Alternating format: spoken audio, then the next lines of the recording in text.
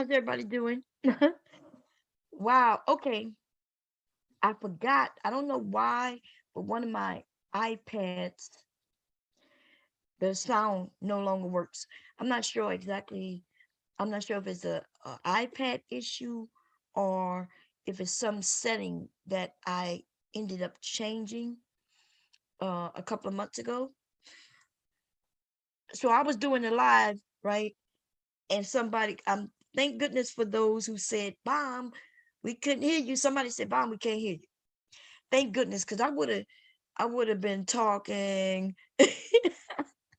and I wouldn't have never known, right?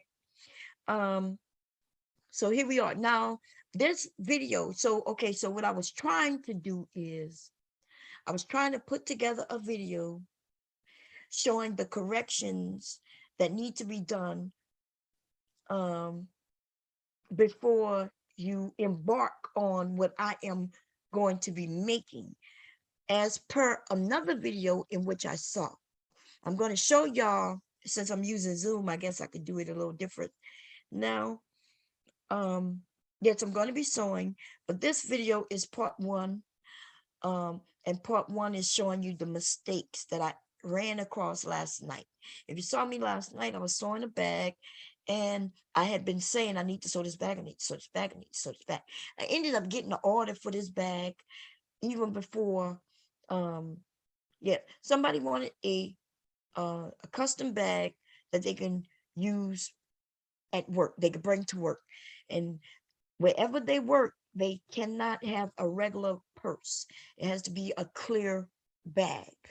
Some of you may know what I'm referencing, right? The bag has to be clear. Where when you're walking through security, you could just simply just glance through your bag without stopping you and opening up your bag.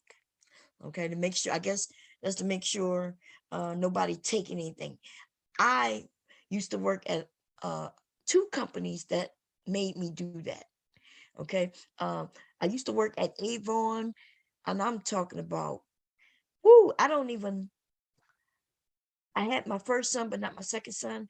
I did go back to them after I had my second son, and my youngest son is 26 years old. So we talking 26 years ago. At Avon, because remember, they are a manufacturing company. At the bottom, they used to make the product. I think, I'm not sure if they made the product or just boxed the product. I'm not sure what they did in the factory portion, but I was customer service. Okay. I was I was the person who took orders for those who sold Avon, right? Let's say you was a representative, you would call me to add on to your order or to make your whole order.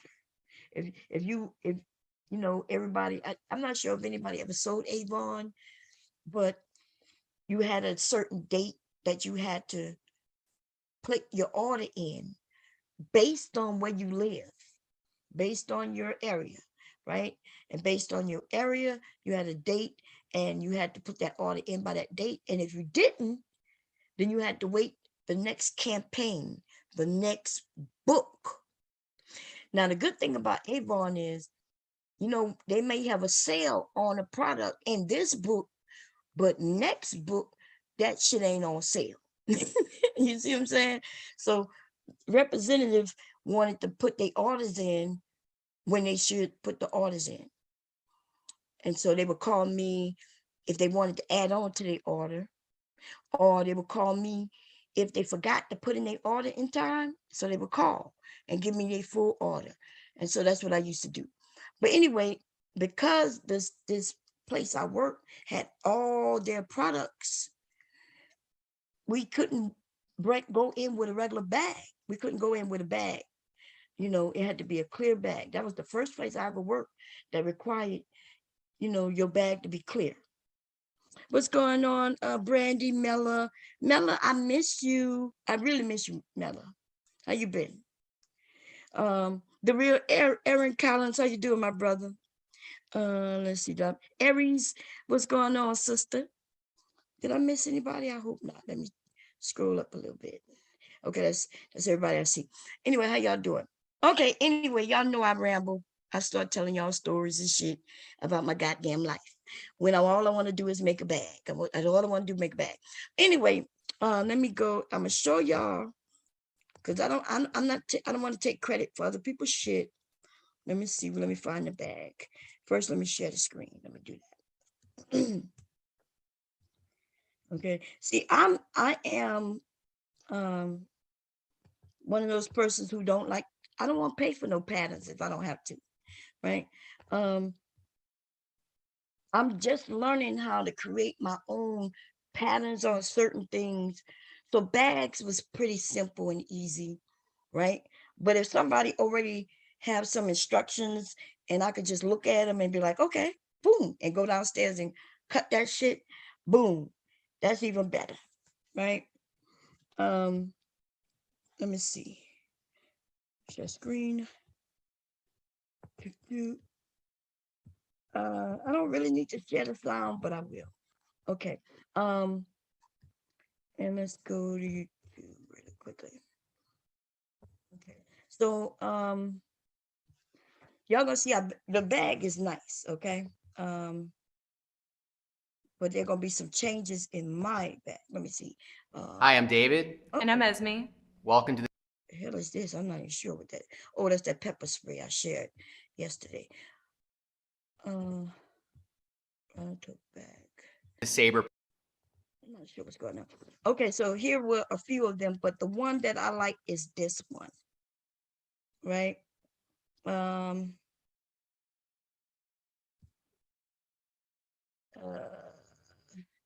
think it's the original person. Okay, so let me show you. I'm going to show you the bag. We're not going to look at. Okay, so here's her bags, right? She got a large one and a small one. Okay, let me see if we can see it. Hold up. So in this tutorial, I'm going to be teaching you how to make this. Y'all see them? Let me mute. Okay, this the small one in the front, and the one in the back is a little larger. And so that is what I'm going to be making. It's a clear bag, but you can still make it a little fancy, right? She also she has an area with the where you could put a tassel, you could put a D-ring there and put your keys there if you want to, so you don't have to go digging in the bag for them and things like that. And I love this bag. I was like, okay, right, cool. And so at the bottom down here, because I didn't look at a video, right? I don't need to see how she sewed that shit up. All I needed was the measurements, and she gives me the measurements here for the big bag and the small bag. And I'm about to make a small bag, right? So I and the reason I went looking for a vinyl bag is because somebody wanted to order a vinyl bag. And when I saw this bag, I was like, God damn, this is cute, right? She has another one. Let me see on her. I thought I subscribed to her. I am subscribed to her, but under my other account, okay? Because I do give people subscriptions when I like what they've done. I think this might, oh, she makes lots of bags. I didn't know that. Here go her bags. Look, they're in different colors. Blue, teal, flowery, black, brown. You see that? Those are nice. Okay, I really do like them. Okay, I'm gonna give her a thumbs up on that, y'all. Okay, cool. Let me stop the share and let's get to the boogie. Let's get to the real meat and potatoes of why I'm making this video. So I'm going to make that bag, and y'all saw me last night preparing to make that bag. I started to make that bag, but I ran into some issues, and I'm going to explain those issues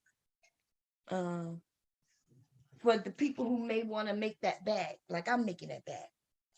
Okay, so let me set up my iPad. Give me a second.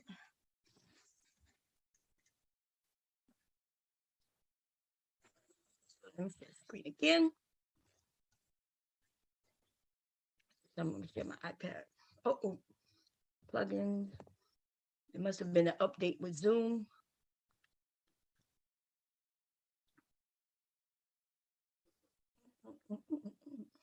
Okay, cool. Hope it works because sometimes the update.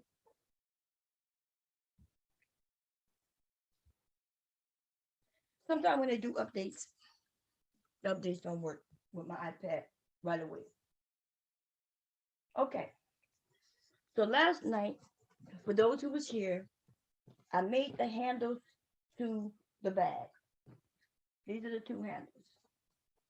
Okay, the handles came out nice. Okay, they're gonna be the handles to the bag. I cut out the pieces, and you watch me sew this on. But when I sewed it, I realized something wasn't right. Right. So let me explain to you why her first of all her instructions are wrong. Okay, but it like I said, her instructions being wrong doesn't matter if you're using what she's using, which would be canvas. She's using waterproof canvas, which looks similar to this. This is canvas, but it's not waterproof.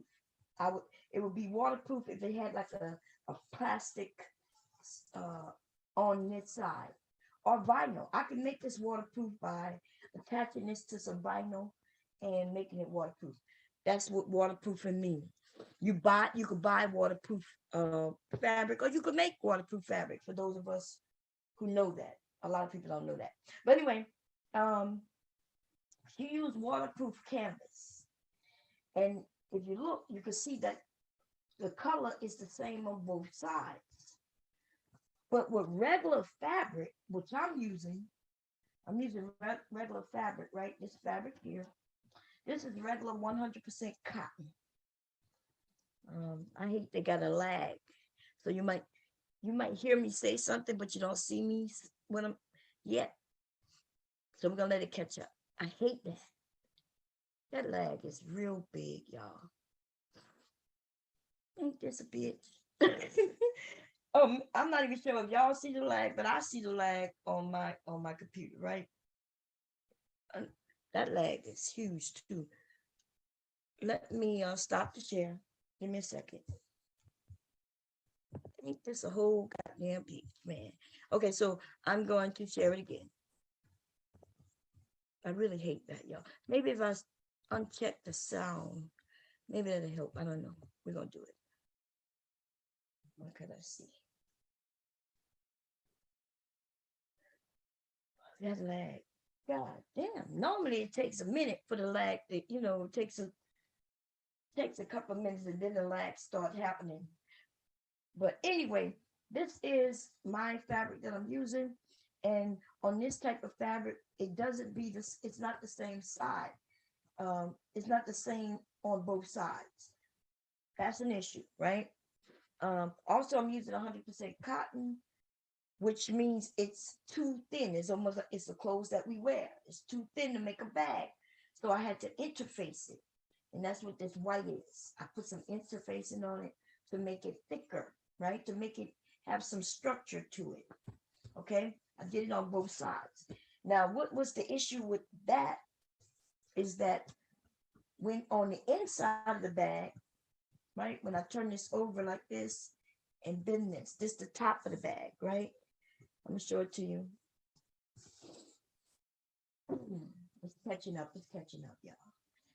So this top part here, I'm waiting for it to focus too. The focus in this bag too. There we go.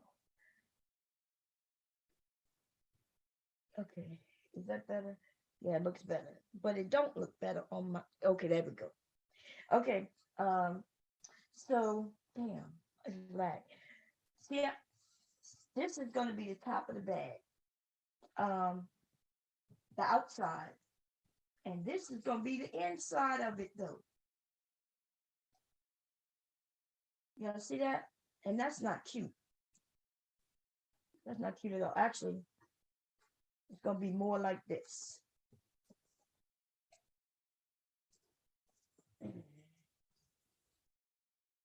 It's gonna be more, y'all, it's the lag is still there. Shit. Come on, dang. Okay, it's catching up. So that's gonna be the inside of the bag, and I do not like that. Okay, I don't like that. So I have to make some corrections that I have to do just because of the fabric I chose, which is okay. But remember, I said that her instructions was incorrect. Okay, so let's get to that. So here is the vinyl. I cut the vinyl into the sizes. I have two sides.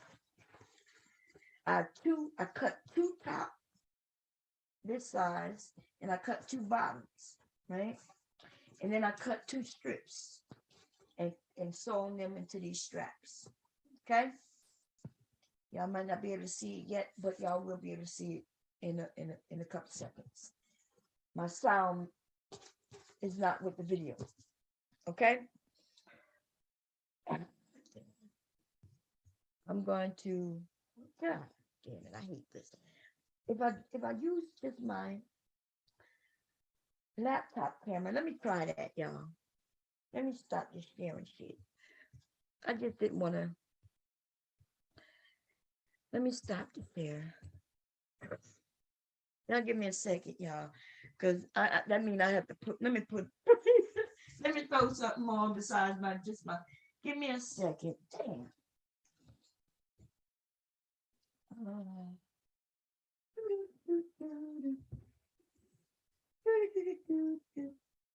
Man, I hate this shit right here, man.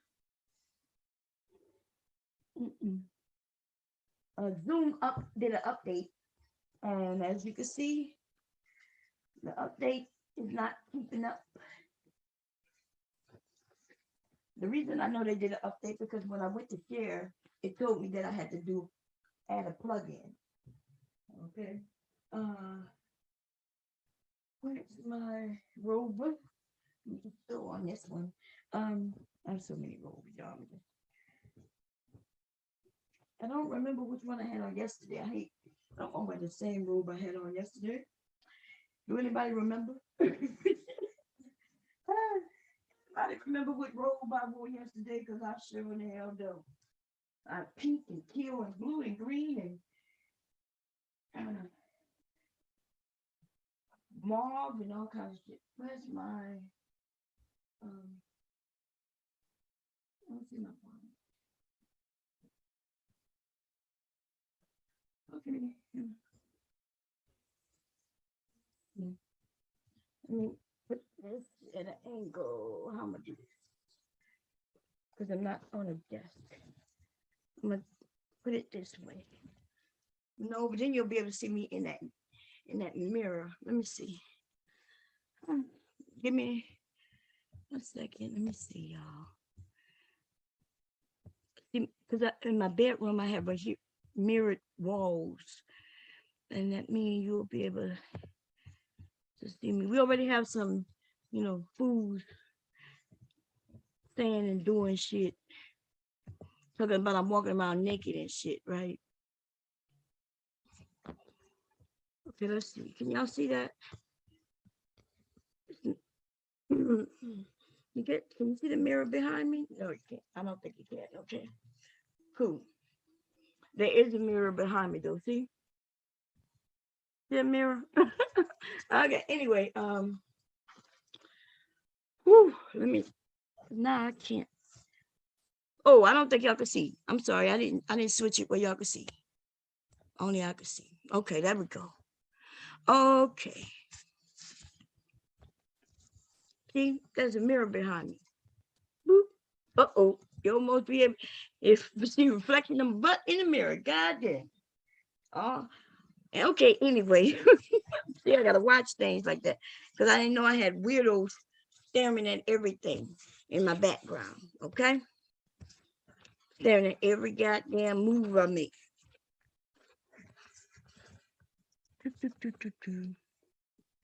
Okay, cool. Okay, so I don't really like this. This is not that great, but at least I don't have that lag. So I'm gonna show you what mistakes I made last night. I'm gonna show you why the mistakes have to be corrected. Like I'm literally have to unpick this. Okay. Which y'all gonna see me do. It takes some time. It don't take too much time, but y'all watched me unpick last night. I knew when I unpicked, I knew I was gonna have to redo it. So when I ended up sewing again, it was just the test. But I will not be throwing this fabric away because this fabric is very, very, very, very expensive. Okay, which means this bag is going to be expensive. Okay, this is actual fabric. But I do also I ordered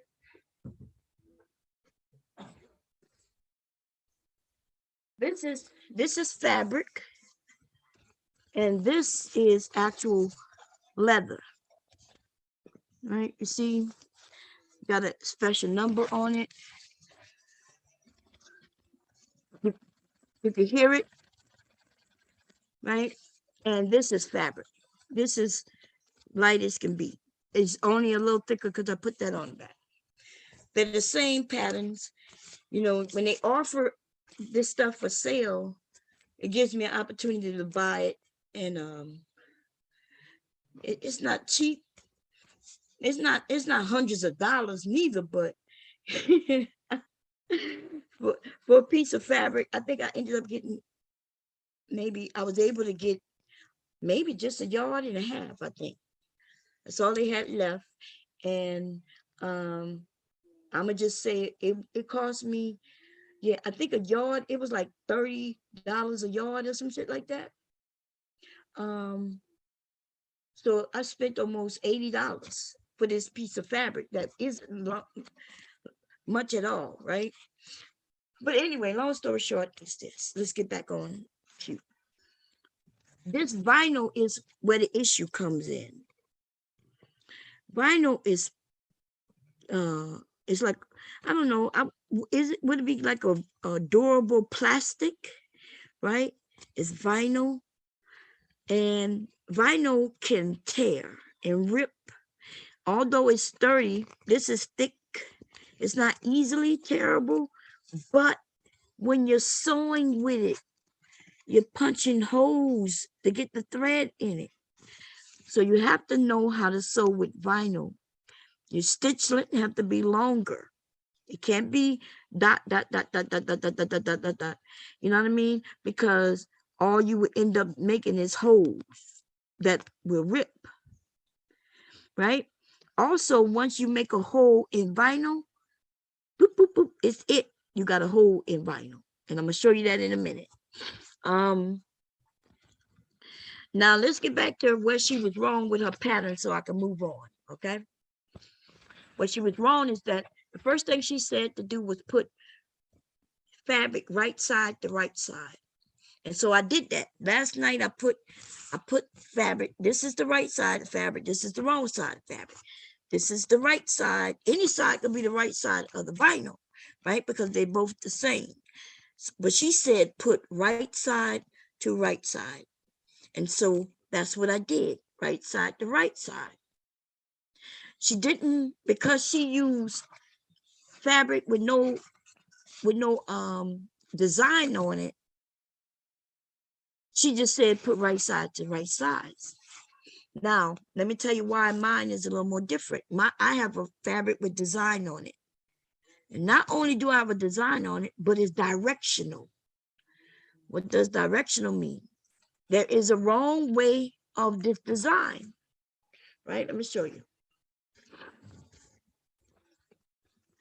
This is the right way. See how Gucci is saying it's the right way? And this is the wrong way. Gucci is upside down everywhere. That means this is directional. It has to be in the right direction for it to be on there correctly. That's why you will find a bag, some certain bags in certain shops, they're cheaper because some shit is upside down. I'm gonna give you an example of a fuck up I did. A major fuck up too.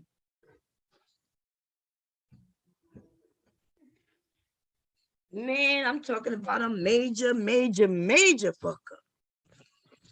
I'm talking about a big boo-boo. Big fuck up. Nothing but a fuck up. Okay? Let me show you the fuck up of this. Y'all see this dress? This is a newspaper dress. See that? Y'all seen them. Y'all seen them. Y'all seen them before, right? You seen them. This is directional fabric. Y'all tell, I'm gonna show y'all, y'all gonna see what's wrong with this.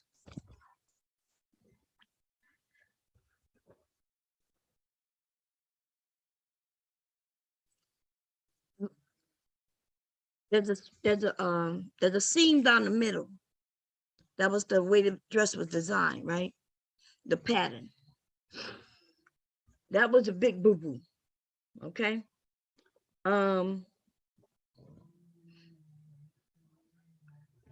Look at the words. These words are going that way. These words is going that way on this side of the dress. But these words on this side, it's going this way towards me. I can see where that says trend fashion, issue maker, and it's going this way. But the words on this side is going that way. Check it out. The words on the back is coming towards me.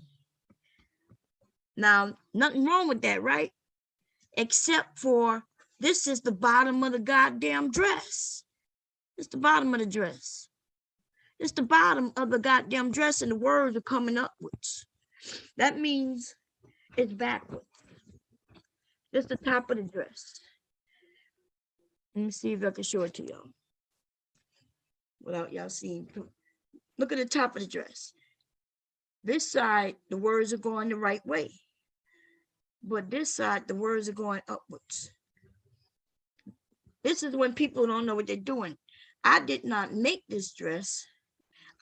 The person sent me the dress to try to correct it for them. And the reason why I can't correct this dress for them,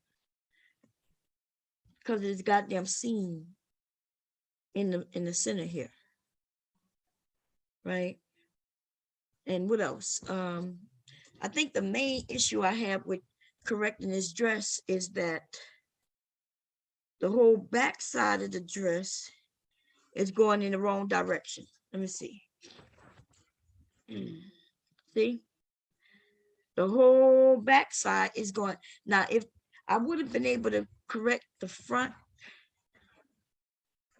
because I would have unpicked it and unpicked the sides, and I would have did some readjusting, right? I would have had to cut here. I would have unpicked this, and then I would have had to make because this whole side over here is wrong, all the way from the shoulder all the way down. And so I had to tell him, ain't shit I could do with this. You know, I could send it back to him, or I could cut this fabric up and use it for something else. Like I can make bags with it, but then I can't even really do that. Let me tell you why. I told him I could maybe be able to make different things, but not only is there a seam in the front of the goddamn dress, which is weird. I don't know why. I don't know why. Whoever designed this dress is, I think she said she got this dress from, what's the name of that? When, what is her name, was selling clothes? What's her name? Carly B. Wherever Carly B, that store that she made famous, the internet store, that's where she bought this shit from. Right? She bought this shit from there. And she was like, but the words are wrong. She don't want to wear it because the fucking words are upside down. And she said it looks stupid, right? I was just telling her, just wear it. I was like, just wear it. Right? Because the words look like they in Japanese, but they actually are in English. Wait, let me look. Actually, to be honest, these aren't even words. The only words are the titles. Like you see a dollar sign here. You see the big portions of words, but see these little things that scribbled. These are not even words. They just make it look like it's words, but it's not words. I told her just wear it. But she was like, nah, she'll look like a fool. Mainly because the big print is the ones that's upside down. I was like, and so she gave it to me and told me that, you know, what can I do with it? If it wasn't for this seam down the center, I would be able to do something with it. Or if there wasn't two seams on the sides, right? But because this shit is all, it's like they took pieces, they cut the pieces without noticing which way the fabric was going, and they just cut it because a lot of people don't know. You got to pay attention to the direction of the goddamn fabric, okay? And that's what I need to do too. Okay? That's what I need to do too, because if I don't, this will end up being upside down. So I do want this to go right side up, right? I want that to be right side up. And so let's get back to her instructions. Her instructions was based on her fabric being the same on both sides, same color with no words on it, no design on it, no nothing. So for her, whether her instructions are right or wrong, it don't really matter because the bag still will come out looking nice. Okay. So for me though, she says put right sides to right side. Well, there is no right or wrong side. So what needs to be said though is that this, when you put this down, right side really go to wrong side. Right side is going to the inside of the bag. Okay, but she said put right sides to right side. That's wrong. Okay, it should be right side to wrong side, because now originally I didn't know, because I didn't really look at her video on how she made the bag, right? So when I went to go look and I saw that she said, okay, put right sides to right sides, she says sews here. That makes sense in a lot of bags. Then you fold this up, but then she said take it, turn it over, and then press it here and sew. And that's when I was like, wait a minute. So y'all watched me yesterday sew this, and I was like, wait, this is not right. This cannot be right. Why would they do this? Right? So I had to go look at a video, and I realized that it was just wrong. So for those who want to follow her video, you want to follow her fabric choices, and then even then it's still wrong. It's still wrong, right? Because if she had waterproof canvas, there's one side that's gonna have the rubber on it, one side that doesn't. If she put her right side down to right side, sew it, right? Then she takes it, flips it. Remember this, the right side, right? She gonna take the right side, flip it, and then this the right side. She gonna put it to this side. Yeah, so okay. If it's like that, the only thing that will be wrong with her instructions is that this is not the right side. This is the wrong side. The reason it don't matter, because the right and wrong side are the same, but I was gonna put a design on this. I was gonna embroider the person's name right here, which would make this the right side. If I did that though, her name would be on the inside of the bag because the instructions was wrong. Hope that makes sense. I'm doing a lot of talking, but so I sewed this to this, and then y'all saw me, I took my time and I unpicked it. This is a seam ripper. Seam ripping is one thing, unpicking is another. With this vinyl, I had to unpick, and I was hoping that, you know, that I got just inside the seam lines when I sewed the second line. But let me show you what happens with vinyl. Let me see if I can see some of it. Once you sew on vinyl, you sew on vinyl. Let me see if y'all can see what I'm talking about. There's some holes in that vinyl. See that? See them holes? And there's no closing up them holes. There's no hiding them goddamn holes. Right?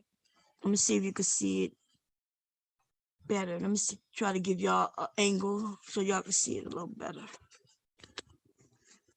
When I put something underneath, can you see it better? Trying to give you an angle. Anyway, where's the seam ripper? What I do with it? I just right here. Let me show y'all. Let me see if I can flash. Here, through here is holes. Little holes that I made when I was sewing. Okay. The sewing machine, y'all know it creates hole in the fabric. The thing with vinyl though is it's not gonna close them holes up. With regular fabric, you could put a hole in it, a little tiny hole, and even if you took it out, you won't even be able to see the hole. Vinyl, on the other hand, is like I take this, I stick it in like that. Not sure if y'all can see that I stuck that through there. And then when I pull it out, there's a big ass hole right there. See it? There's a big ass hole right there. And then there's no closing that hole up. And therefore, once you make a mistake on vinyl, yeah, you kind of messed up. Okay, I'm gonna unpick this. Unpicking is when I gotta go in and I unpick these threads. See that thread? I put this underneath the thread and I rip it. And that's called unpicking. I don't care about the vinyl at this point, but I do care about this fabric. See, if I didn't care, if this wasn't expensive fabric, I would just cut that little piece off and continue on. But this is expensive fabric, baby, okay? So we're going to save every portion of this fabric. We're not throwing nothing away. Scraps or nothing, okay?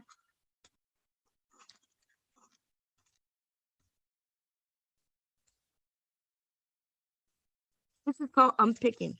What is seam ripping? You ever heard of seam ripping? Seam ripping is something where if I wasn't scared of messing up the fabric, which let me show you what seam ripping is. I might be able to do seam ripping. Let me see. But it says I'm not worried about the vinyl. I gotta find a spot in here. I am watch, and I'm going to.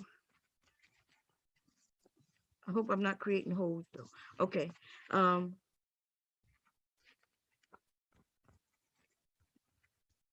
And y'all see what I'm doing? I'm kind of cutting through the thread. Okay. It's way quicker, but you got to be careful, especially with this expensive fabric that I'm using. Okay.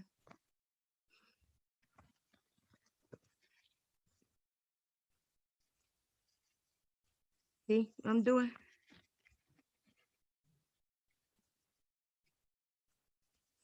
This is called seam ripping. I'm making sure that I'm catching those threads.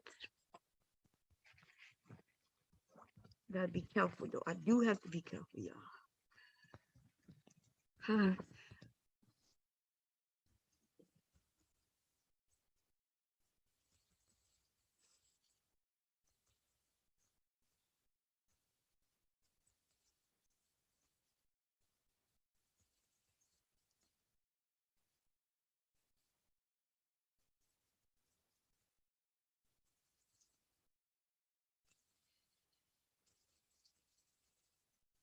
That is seam ripping.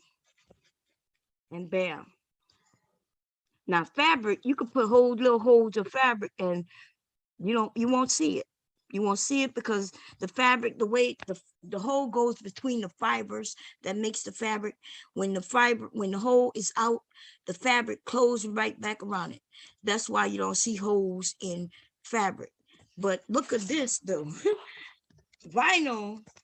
And so you got to be very careful on your how you sew vinyl. Every single hole that was created in this vinyl is still there, right? The threads that I cut is still there too.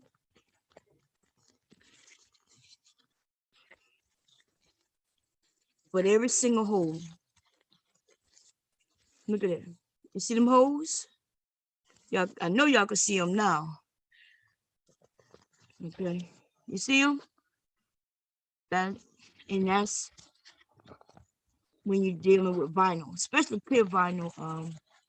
There's no hiding this shit. And if your holes are too close together, that's why your stitch length have to be long. Because if your stitches are very close together, you end up with a hole, right? So I think I have my stitch length at 4. Okay, at 4. The normal stitch length for sewing up garments is 2.5. You could go lower if you want.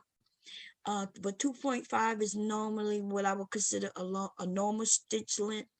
You could go to 3 to make it like when I do something like top stitching, I may go to 3 or 3.5. And that's when you get your stitches are a little farther apart and it looks neat and nice, right? It's not too close together. It's not too far apart. But when you stitch them with vinyl, you do have to have a long stitch length. Okay, so I got that part. You see them holes? Y'all could definitely see them now, I know, without a doubt. Okay, it's just a shitload of holes down here. I'm gonna keep this vinyl, but not for this bag. Okay, I already cut another piece to replace this piece out. Okay. Now, so back to the mistakes the woman said. So she was wrong when she said right size to right size. It should have been right side to wrong side, right side to wrong side, or inside of the bag. And also, now she didn't have to do this because she didn't have directional fabric. But what I'm saying is that the direction of the fabric, the top needs to be to the top.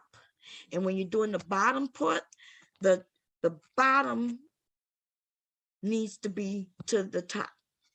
Because when you fold it over and fold it over, you want the bottom to be towards the top. So really the top goes to the bottom. So that when you fold it over, you'll see. God damn it. For those who don't know, you probably don't know what the hell I'm talking about. But you want that fabric to be in the right direction. Remember, when you sew it, that side goes there, right? This is the bottom of the print. So so I sewed the bottom to the bottom. But then what I'm going to do is I'm going to take the right size, fold it over, and then flip this over. And now the bottom is still to the bottom and the top is going to be pushed up. And then I'm going to sew that down. And that's why, and then that'll be the right side. It's going to be like this. Okay. That's important because that's very important. Otherwise, your words will be the wrong way. Okay, so now the top is going the right way and the bottom is going the right way. Okay. So I'm gonna unpick this side as well. I'm gonna seam rip this side as well. So seam ripping did work. Unpicking is when I take it and I go pick. It takes long unpicking, picking. Seam ripping is when you take this, right? You put that in between them threads and you just push and it cuts the threads. You might start off, you want to get a good start off point.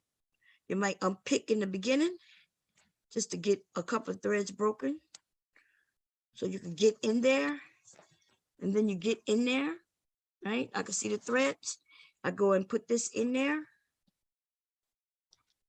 and then I commence to just rocking back and forth, getting in there, cutting the threads. Make sure that this tip do not go into your fabric, because that will create the hole in your fabric. So that's why I'm gliding it against the vinyl. So it's more so going downwards, so it won't catch my fabric. Okay. And that's the difference between seam ripping and picking. Seam ripping is fast. You still have to be careful. Fabric costs too much money for me to poke holes in. Because if I poke a hole in it, I'm going to cut another piece. And this piece is not going to be, I'm not going to be able to use it for what I want. I will use it for something else though. Okay. Throwing away fabric really shouldn't be an option. You could take scraps and make a whole comforter with it. Even though I'm not into that. You know, I'm not into what they call it. I'm not into making comforters. What is it called? What is it called when you take squares and you make squares and then you make a square that makes a square? Yeah, I can't even think straight. But I don't do it. I'm not saying I don't know how to do it. If you're not a sew, you're not a sew. That's just what that is, right? I just don't have the patience. I ain't gonna lie. I don't have the patience to be getting all these squares and then sitting there and sewing 100 squares together just to make a comforter. I don't have the patience. Me and my mind, we can't do it. We can't do it. Okay. And I'm gonna be honest, those things come out really nice. I've seen some real nice ones. I'm not a traditionalist. I don't like traditional type of things, but I've seen the people who make them modern, and they'd be nice. It's expensive too though. Okay. They ask me, hey, can you make me a match and throw? I'll make a match and throw for your ass, all right. Okay. I don't have no problem making you a throw. It's just not gonna be what I think they looking for. Okay. I don't have the patience. Look all them holes. Y'all can see them holes for real now, you see? So what I'm gonna do though, I won't throw this away, of course. I would just cut along that line, and all this will be useful for something else. And I'm gonna show you what I'm gonna use it for. Oh, also, let me get back on this first before I stumble off. I interfaced this, and I showed y'all that in the inside of the bag is not going to be cute. So what I'm going to do to fix that is I've also cut some pieces that I showed you of some other fabric. The only reason I'm using this fabric is because it's the closest thing I had to this color. It could have been any type of fabric. This is canvas though. Okay, canvas. You don't have to use canvas. Any fabric would do. And I am going to, I'm not even going to sew it really to it completely, but I might do a little stitch here and over here. And then what's going to happen is that's going to be in the inside. And so when this is folded and that folded, in the inside the purse, it's not going to have that white anymore. It's going to have some pink in the center. Okay. And it's going to have the Gucci kind of just on the outside of it. But that will be in it. The inside will look much better. Okay. And that's how I decided to fix that. Remedy that after cutting. But if I had to fix it before cutting these pieces, I would have cut this longer, wider. Right. And then I would have sewn these two pieces together. I can't do that now because I don't have enough seam allowance, right? The seam allowance will be taken out. I would have sewed these two together. Then I would have taken this side with that side It would have been easier for me to create that the folds that she wants to create too. It would have been better doing it my way. I would have sewn the top and the bottom, turned it inside out, and bam, I would have had a clean top and bottom. That's what I would have done. But it's too late to do that to pieces that are already cut. Okay? It's too late to do it. My pieces are already cut, so all I can do is kind of remedy, figure out what I could do to fix it and keep it pushing. Now, this would have been some cheap ass fabric though. I would have just recut some pink fabric. You know what I mean? Fabric that only cost me like $8 a yard. I would have recut it. But, and I'm gonna tell you why. It's easier to do things right the first go round than to try to figure out how to correct it, because it's not gonna be perfect. It's just gonna be a remedy. It's gonna be a remedy to, and it's gonna fix what I needed to fix. It's still gonna look good, but it's not gonna look as good as it would have looked if I had done it this other way. Okay, because I hate that. Like when I saw her doing certain things, I was like, why is she doing that? Like why did she bend it over and then crease the crease and then take it and then sew it down? I was like, why is she doing all of that? I don't know why she did all that, to be honest. Her type of fabric, she didn't have to interface it. She could have made it longer and then just doubled it. So the top and the bottom, pushed it through. She would have had a nice clean top and bottom. So I'm not sure why she did it the way she did it. Okay, there was absolutely no real reason, to be honest. Okay, there was no real reason to do it the way she did it.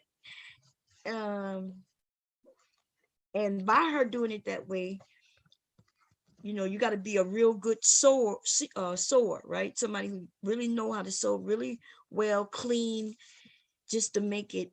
But the way I teach people, even if you're a beginner, your shit will look like you are a professional. Okay, the only reason, like when I'm doing videos and y'all can see my thread, I did that so you could see the stitches. But the truth of the matter is, you shouldn't be able to see my stitches in anything that I'm selling. You're not gonna see no stitches. I think I did a bag. I still have the bag that I created for the video, but that wasn't the one that was for sale. I was just telling people, look, I make these and I sell it. I did the top stitching in black, but the purse, the bag was pink with teals. It was very pretty, right?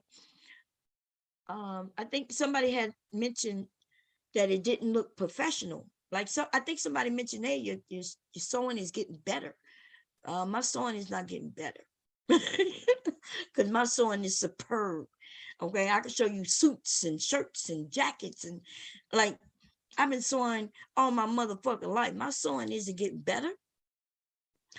But if you watch when I first started sewing, right, me teaching beginners how to do shit, then of course I'm showing you the stitches. But you ain't gonna see no motherfucking stitches in this. And if you ain't seeing no goddamn stitches in something that I'm really making to sell, you're not gonna see that. Okay, you're not gonna, even if there's a flaw, you wouldn't know it. But if I'm doing it for a video though, I would put black just so you can see it. People can't follow my instructions if they can't see what I'm doing. So I did that bag, and at the top stitching, I put black there on top of pink. That bag is somewhere around here. Let me see. It might be downstairs, but I think it's over here. Let me see.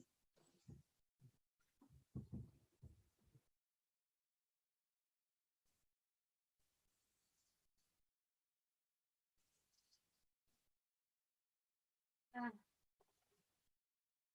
thought it was over here somewhere.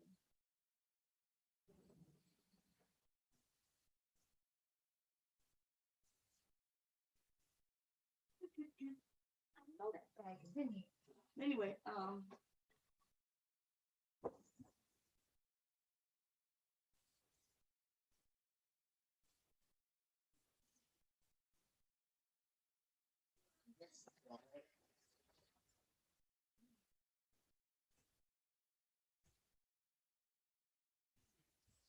I find the bag, but y'all may remember because it was this fabric.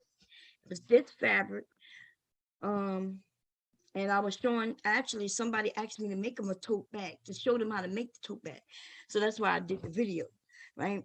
Um, and of course, I think I used, actually I used this as the handle, but I used black.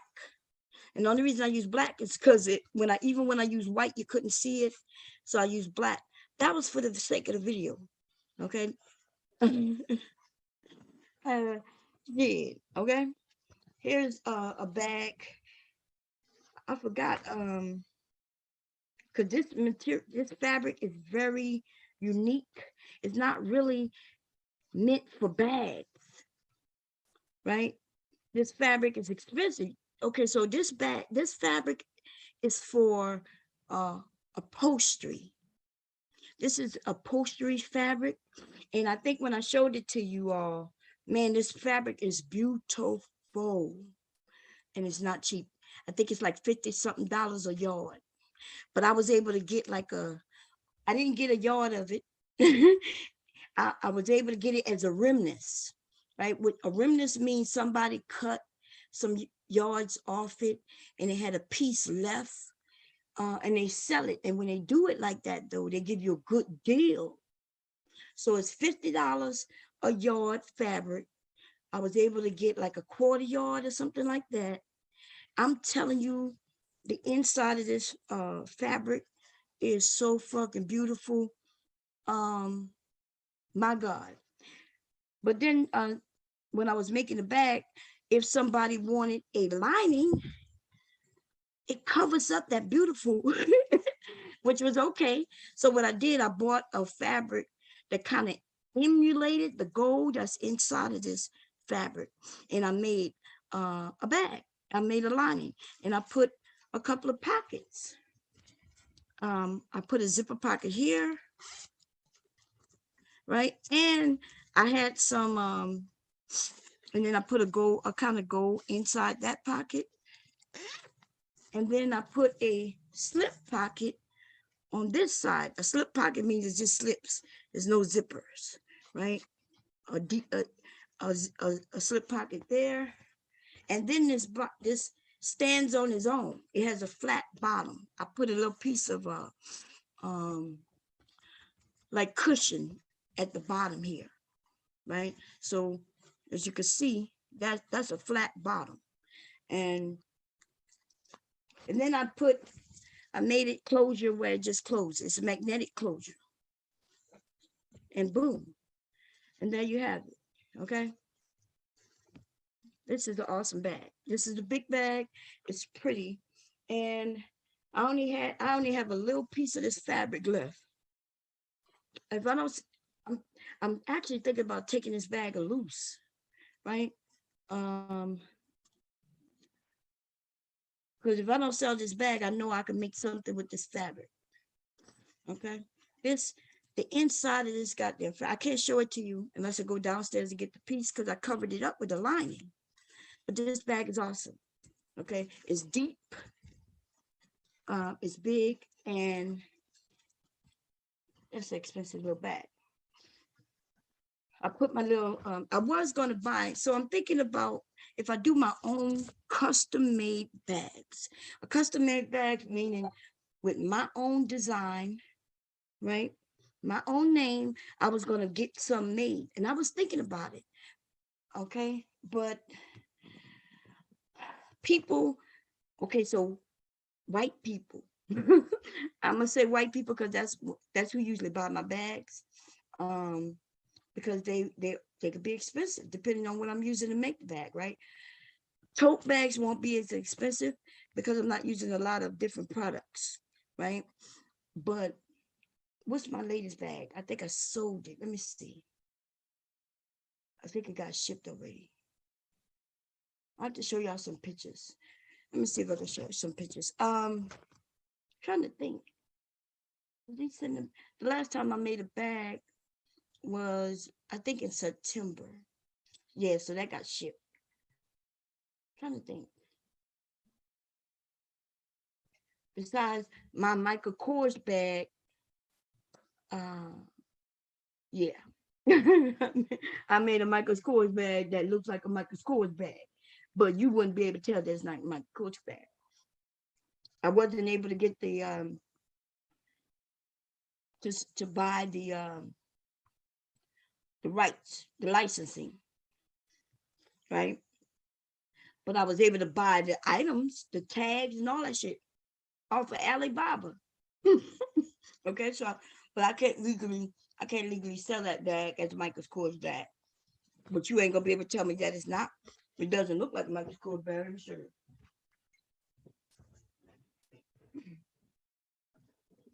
This is real leather, baby. I was able to buy.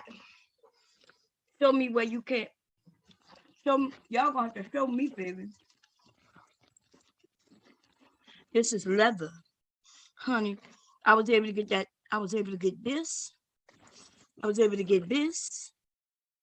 This is leather. This is leather. You ain't gonna listen. I was trying to get the rights to be able to make these for them, but I think they have some they licenses go out to big manufacturer stores, so I wasn't able to get it unless I was gonna spend a whole shitload of money. This is a heavy goddamn bag. You ain't playing, okay? Slip pocket in the back with a zipper. Yeah. Inside, I was able to get that tag. You see that Michael Kors tag there? See the inside of that? I did a partition of zip slip blocks right here on this side. I saw a purse and I was like, I could make that purse. Okay. I'm like, I can make that. I can make that bag, baby. I can make that bag.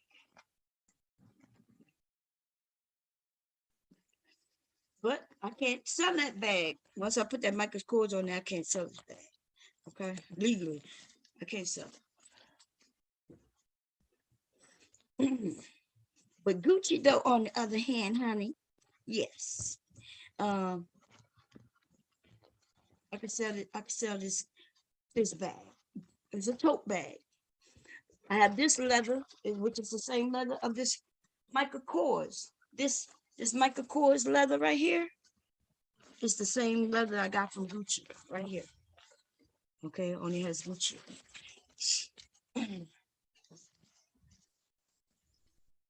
Let's see. And it's going in the direction that I requested it.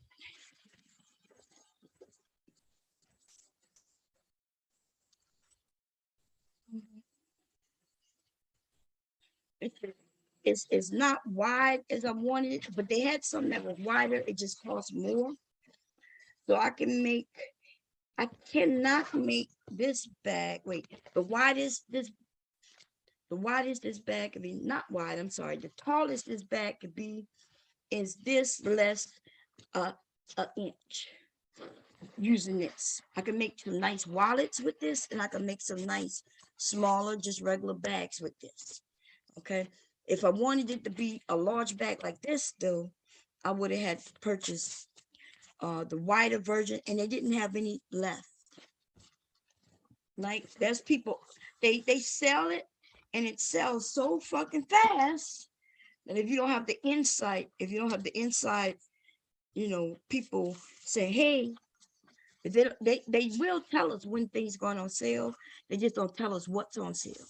And somebody like myself, by the time I get there, I'm not wealthy. And I don't really sell bags like that. So they got people who go in and buy everything up. They go into the site and they be like, "Oop, I want all of it, and I want all of that, I want all of this, I want all of that," and they go and they buy everything up. Okay. By the time my ass get in there, I can only get what's left over.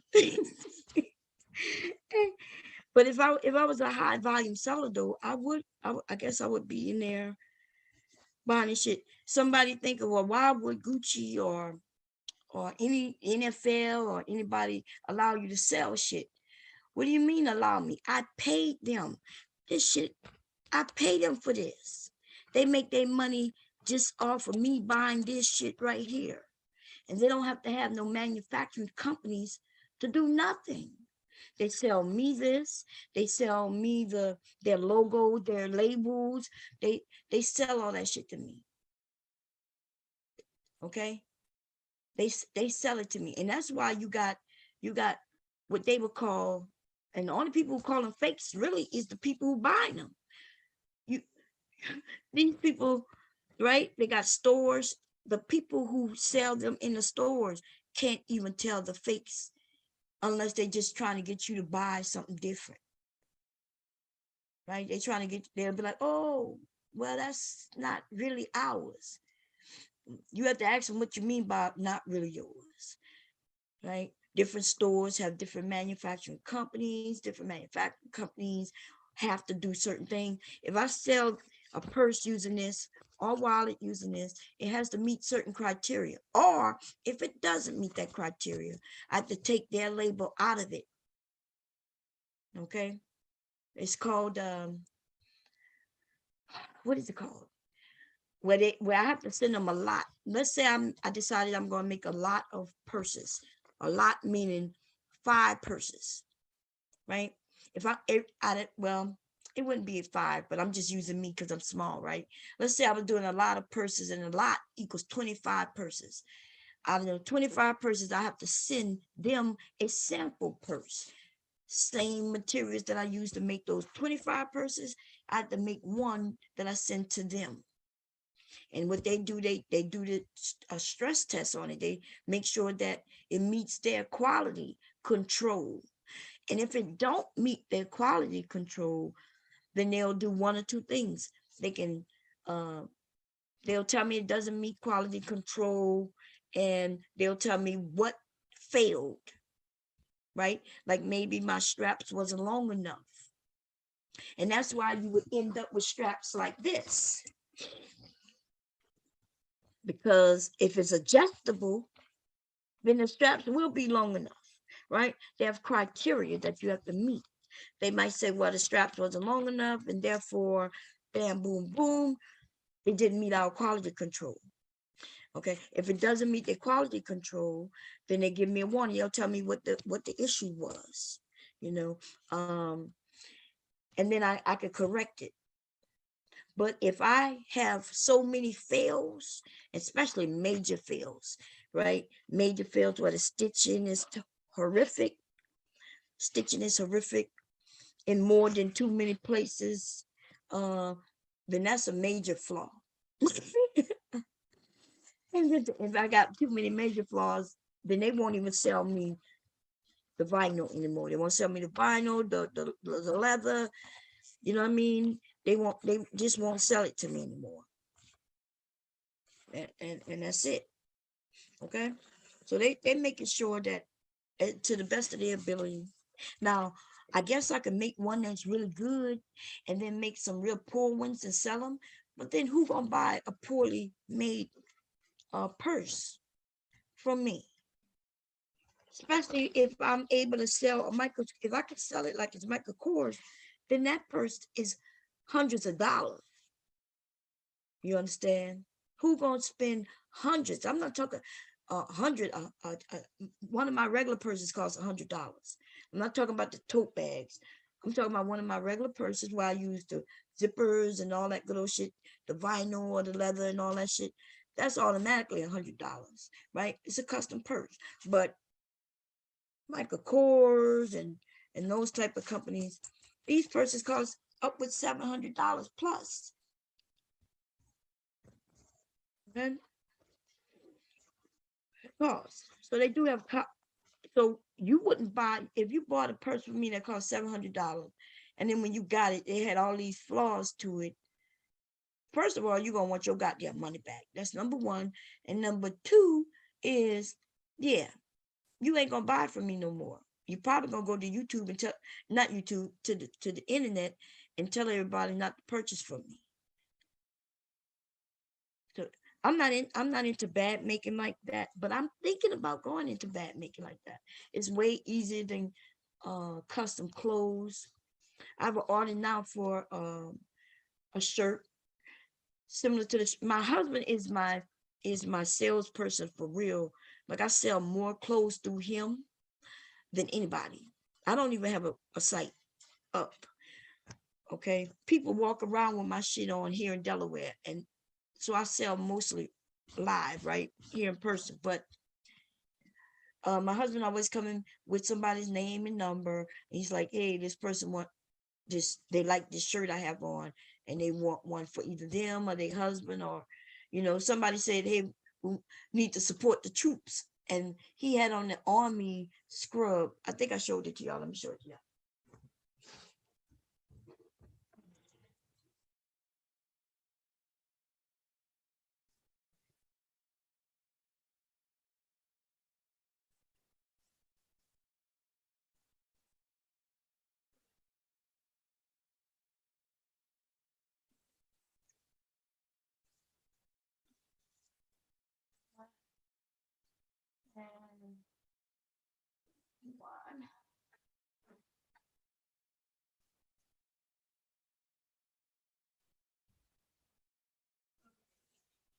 So he had this scrub on.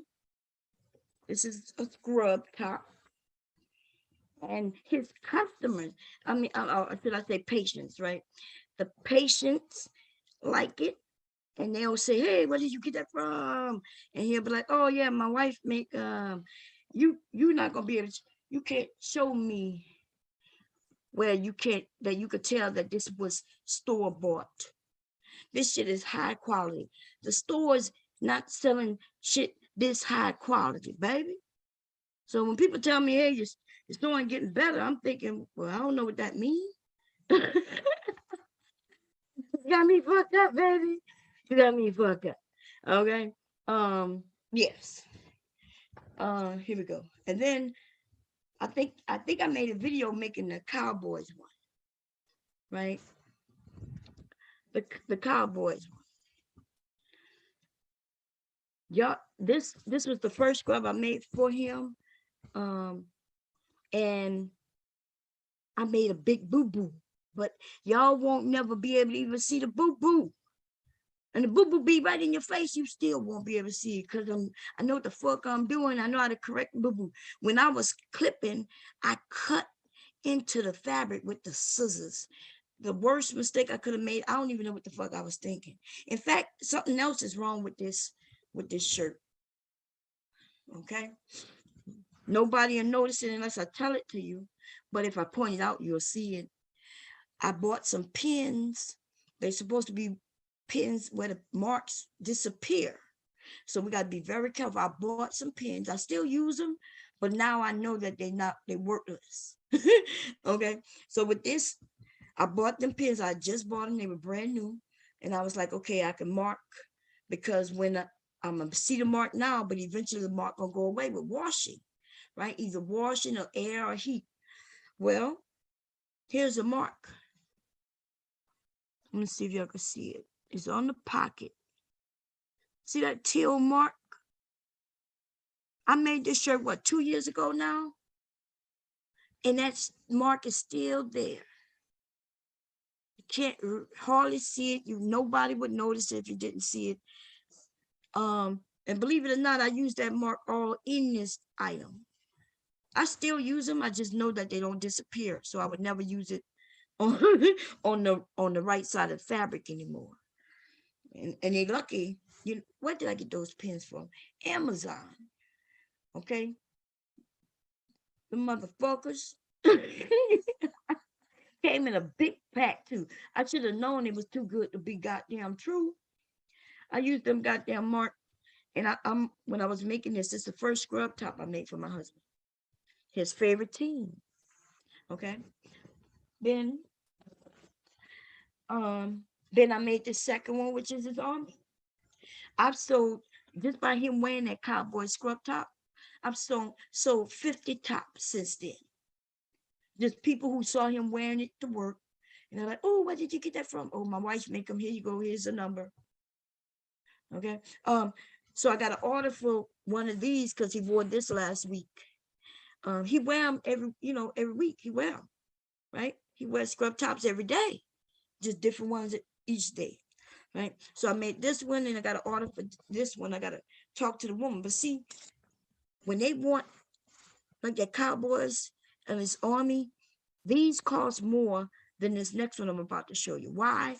Because this is licensing fabric, and I don't have the license to sell this the way people want me to sell them. In other words, I don't have the right to sell. I bought this fabric, so I do have the right to make what I want from the fucking fabric, right? Whatever I want. I bought the fabric. It's my fabric to make things. It gets tricky though when I make things and then sell them. So what I do is I tell everybody, look, this is licensing fabric. It's not even cheap. Like, I think this fabric goes for something like, it depends on if I catch it on sale, which is not always on sale, right? But I'm gonna put it at something like $13 a yard. That's not cheap, by the way. Okay, because I might need 3 yards just to make this shirt. Okay, 3 yards just to make this goddamn shirt. So times that 18 times 3, and that's just the fabric. So what I tell people, I said, look, I'm gonna give the fabric costs $18 a yard, and I'm gonna need 3 yards. I said that's just the beginning base price, and then on top of that, I'm gonna just charge you a certain amount to make it. So I charge $100. You pay $100 for one of these, and you'll get a matching something. Like, I'll either make them a matching mask, because masks are hot right now, or I'll make them a matching cap, right? The surgical caps. Or how about this? I'll give them that extra fabric that I don't use. I'll give it back to them. And if they decide they want something made with it, I'll charge them. They won't have to pay for that fabric anymore, right? Because there's no need for me to keep that extra fucking fabric. What the hell I need it for? That's why I'll make a mask for them, and they generally like the mask and the shirt, and it's $100. That sounds like a lot, because you can buy a scrub top for like $30. You ain't gonna buy no scrub top like this for $30, though. You're not gonna get a scrub top like this for $30. You're gonna get you a regular basic solid color scrub top for $30. You might even get it cheaper than that, and then that won't last you long. Just gonna last forever. Okay. Now it gets tricky because this top, my husband is a fisherman, so I found some fabric, fisherman fabric, and then I made him the same top, the same type, right? I changed it up a little bit. See, the collar is a solid black. I forgot why I used black on the collar, because I was trying to break up all this fishing shit, right? So I put a black collar, and then because I put a black collar, I decided to make the pocket black, and then I embroidered something on the pocket. It says, "I'd rather be fishing." While this is his work scrub top. It says, "I'd rather be fishing" on it, right? Now this is cheaper fabric. This fabric is not licensed. Shit, I might be able to get something like this for $6 a yard. Still need 3 yards of it. And so of course this type of, if you want one of basic fabrics, of course it's gonna be cheaper. Okay. The women, so what I do with the women's scrubs are tops. Okay. On the back side, ladies, I generally use the same pattern, except in the back, I take the back portion, put a little slip in here, and I put what is it called? Elastic.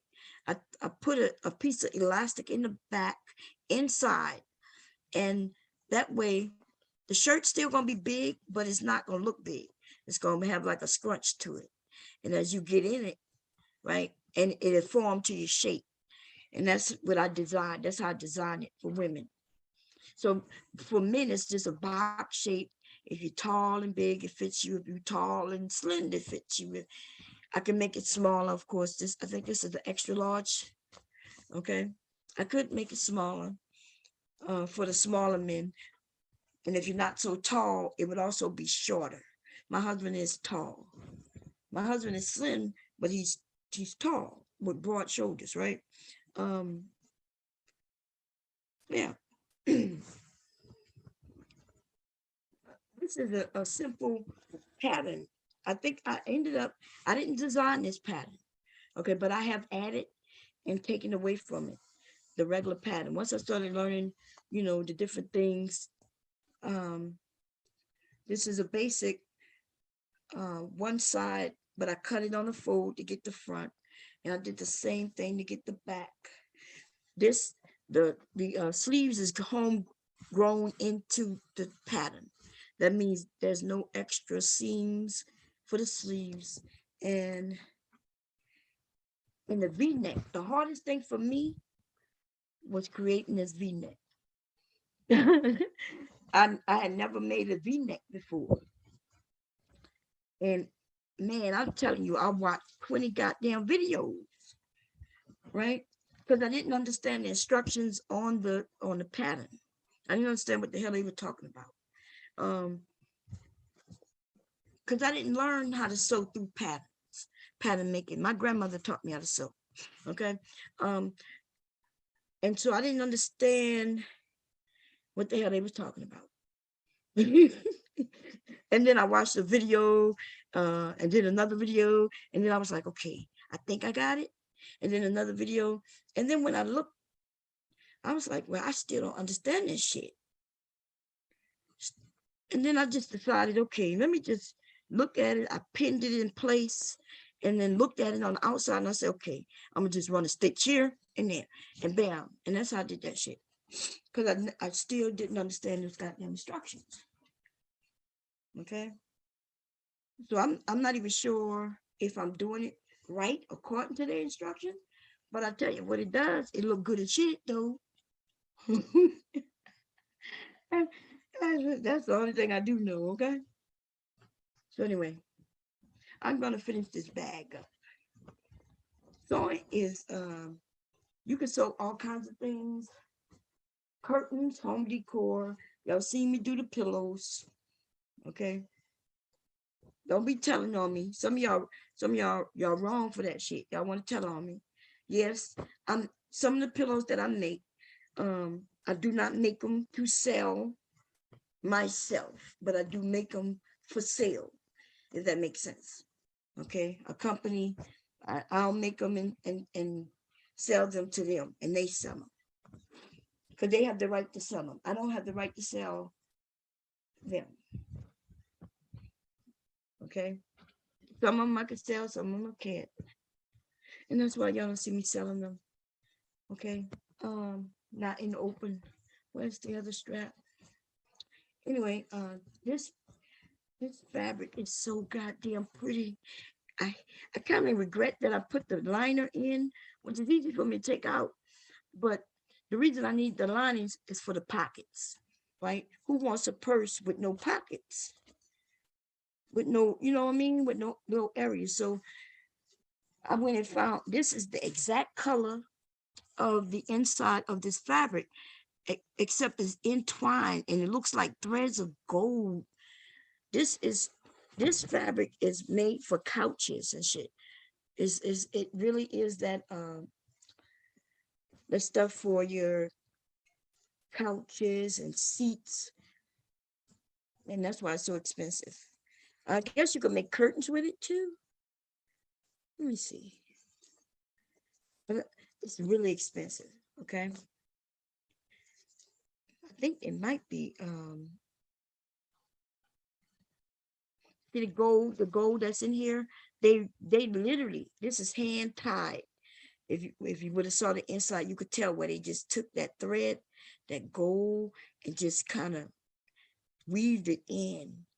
That's why it's expensive. You could tell that it's It's some person made this shit, right? It wasn't made with just no regular textile. Nah, somebody really took their time making that shit. So it's really beautiful. I was lucky, like when I got that shit, because it was when it's rimless, I think you get 50% off. So even though I spent more than I would for rimless, it was worth it. You know, because I'm not joking. Like I think this shit is like $80 a yard. It's $80 a yard. Was it $80 a yard or $50 a yard? I think it was $80 for the yard. A yard isn't that much. Like I said, just to make this shirt, this is really two yards and something like a quarter, right? It just depends. So if I need 2 yards just to make this shirt, almost I need 3 yards because it's directional. That's why I tell people I need 3 yards if it's directional fabric, right? Because if I got to piece things together, then yeah, you'll understand. Some people understand. It's a little tricky. You have to understand the directional patterns and things like that. But if it was just a solid color, 2¼ yards would do to make that. So imagine making a goddamn couch, right? Reupholstering. This is upholstery fabric. So you was reupholstering a love seat. Love seat probably is easily 10 yards. I put 10 yards on a couch. 1, 2, 3, 4, 5, 6. 10 yards on a whole couch. A love seat, we could maybe do it at 9 yards, maybe 8, depending on what kind of seats you have. If the seats are individual cushions, yeah, it's gonna cost you. It's gonna be a little more. So we talking $800 at $80 a yard. 10 times 10, that's $800. This fabric is expensive as shit. Okay, but it's worth it though. I would have never gotten it if it wasn't for being a rimless on sale. And then I think I had a coupon that even gave me more of a discount. So I ended up spending $15 on a rimless. That's high. Okay. I think I spent $15 on this rimless. On it. And I still have a little piece down there. I was thinking about making an actual handbag. Maybe a wallet. But whatever I make with it, it's got it. First of all, it can't be too big, and it it has to be something that I know gonna be nice. I'm literally thinking about if I put this up for sale, it'll sell. I just haven't put it up. I didn't put, I think I told somebody here on YouTube. I think I saw me sewing it and somebody wanted it. So I didn't list it. What's that? But I think I am gonna list it. Because I have shit in my house I gotta get rid of, y'all. Okay. This is 2022. I need to get rid of some of the stuff that I didn't get rid of that I've already made. And then I got to decide, I got a decision to make. Am I going to continue making everything, or do I want to limit myself to certain things only?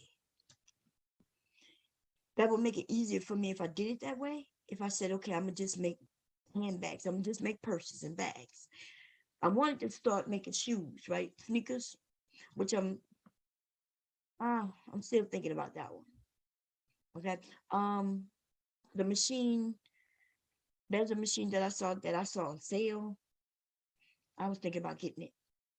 It's just a sewing machine, but it's just a sewing machine with a flat bed, to where you can put thicker things underneath it. Because that's all you make. You make shoes with sewing machines. Okay. What else? Clothing. I think I'm gonna get away from clothing. but I do like hats and handbags. And I like bags. I can make big bags. I can make crates bags. I can listen, most of everything that we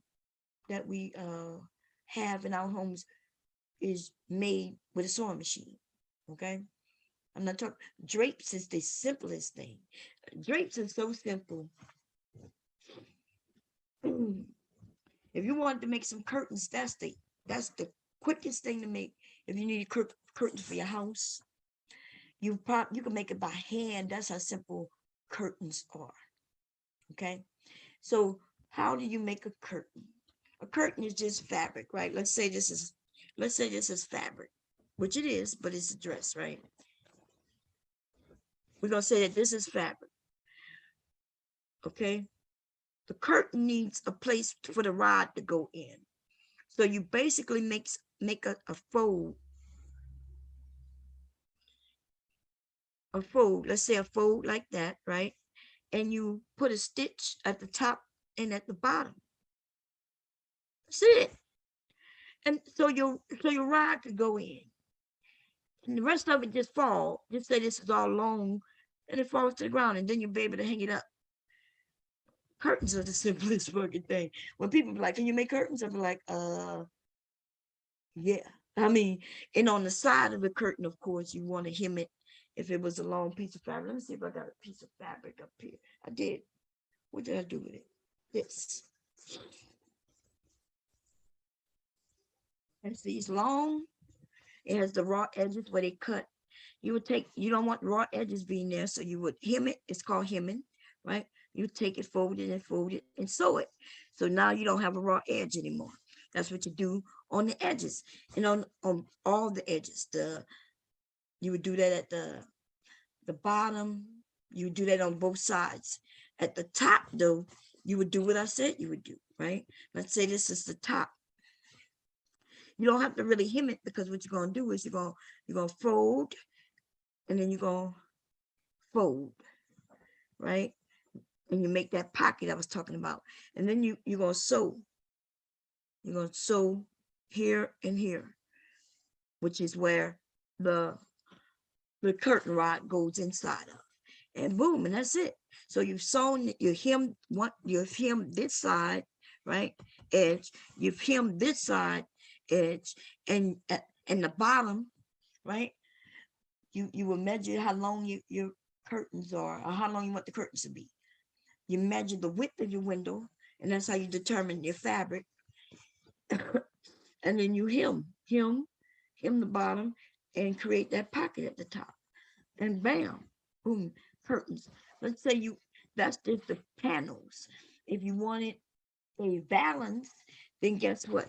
You would take the fabric, and depending on what type of valance you want, you cut the shape out of the fabric. Let's say I want my valance to go like this, like the ones I have.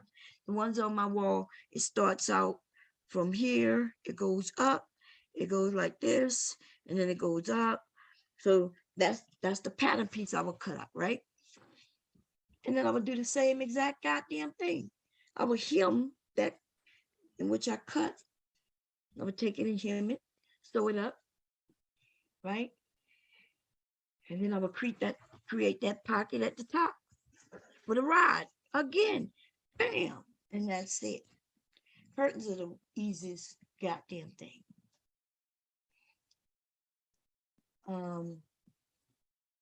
Yeah, easy as shit. And in fact, won't take long at all. They could be expensive, and that would depend on the fabric. If the fabric is cheap, then it's gonna be not so expensive. If your fabric though is expensive, you want those thick, like this fabric. This is an expensive fabric, right? Because it's the same. This is let me feel it. This is canvas. This is home decor too, right? But this is like a canvas, just like this fabric here, right? That canvas. Hear it? It has some weight to it, but it's not too thin. Has some weight to it, and Normally, it's about $10 a yard. Okay. What I have here is, let me see. I think this is a yard. Let me see. One, it might be 2 yards. Let me see. One. I think this is 2 yards. Okay. And so, and it's cut in half, right? It's not cut, I'm sorry, but it's folded in half. But this is wide enough for a panel. Okay, so that means if I cut this straight up and my windows, my curtains go from my top of my window all the way to the floor. So that probably would be, how many inches is that? That look like a yard and a half. From the top of my window to the floor is probably a yard and a half in fabric. So I would take this fabric and I would cut it, right? Because this is a nice size panel in width. Remember, this is folded. So if I cut it on this side, that gives me 2 panels, right? So I would go a yard and a half up. I would cut that. So one side would be one side of one panel and the other side would be the other panel. A curtain with 2 panels, right? My curtain will have 2 panels. And I would hem the sides at which I cut, hem the other side. Of course, I'm gonna hem the bottom and I will make the pocket at the top. This will be pretty curtains. Look at that. In fact, my theme in my bedroom is Paris. I have the Eiffel Tower over my bed, Eiffel Tower over there. I have some pictures of France and London, and also you can see the clock over there. Isn't that clock in London? Yeah. I have the Eiffel Tower here, here, and there. I have Rome, that Rome cathedral over there. So my bedroom is Paris themed. The problem though with this is that my bedroom is also black. I like dark colors. So although I do change out my comforters and shit, I still keep it something that will go with black.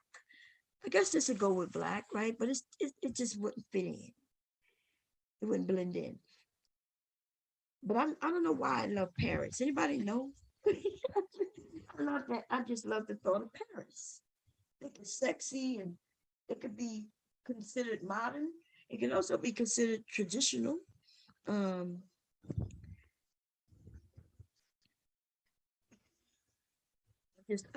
and look at the colors, that pink and that teal, and then the back, the flowers are pink and teal, the different, which comes of pink and teal, and there's some little grays in here, a little brownish, but this is so beautiful, man. And that's why I bought it. And then I didn't know what to do with it. I be buying shit and don't be know what to do with it. But this would be a pretty dress, the milkmaid dress. That's why I bought it this time. I'll make me a milkmaid dress with this. Okay. It's kind of thick, but by it being thick, it's gonna give me that fullness I want. Okay, to go around my big ass. But this also would be, I was gonna use this to make the purse that I'm making also. But see, what I didn't like is if I do that, it's not gonna be the whole Eiffel Tower. It's gonna be cutting off the Eiffel Tower, right? And so this fabric is just too pretty, in my opinion, for me to be cutting it and not getting the full effect. See, like if I just cut that, that's cute, but that is nowhere near as cute as all of it, right? Like, you know what I mean? Like the full effect of the pink ones and the teal ones is so much. And so I hate cutting fabric if I'm not gonna get the full effect. I wasn't even gonna use this fabric for the handles, right? Because I felt like I could have just used pink handles. This accent on the top and the bottom, I could have used pink handles and saved this fabric, piece of fabric for something else. But then I decided, okay, stop being so cheap, bomb. Okay, just do what you do. And so Anyway, y'all, I'm gonna get to sewing.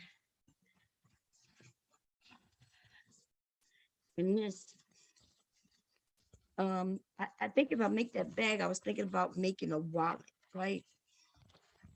Do an upsell. It's called upselling, y'all. It's upsell. Okay. Make a little nice little wallet that goes and make it a set.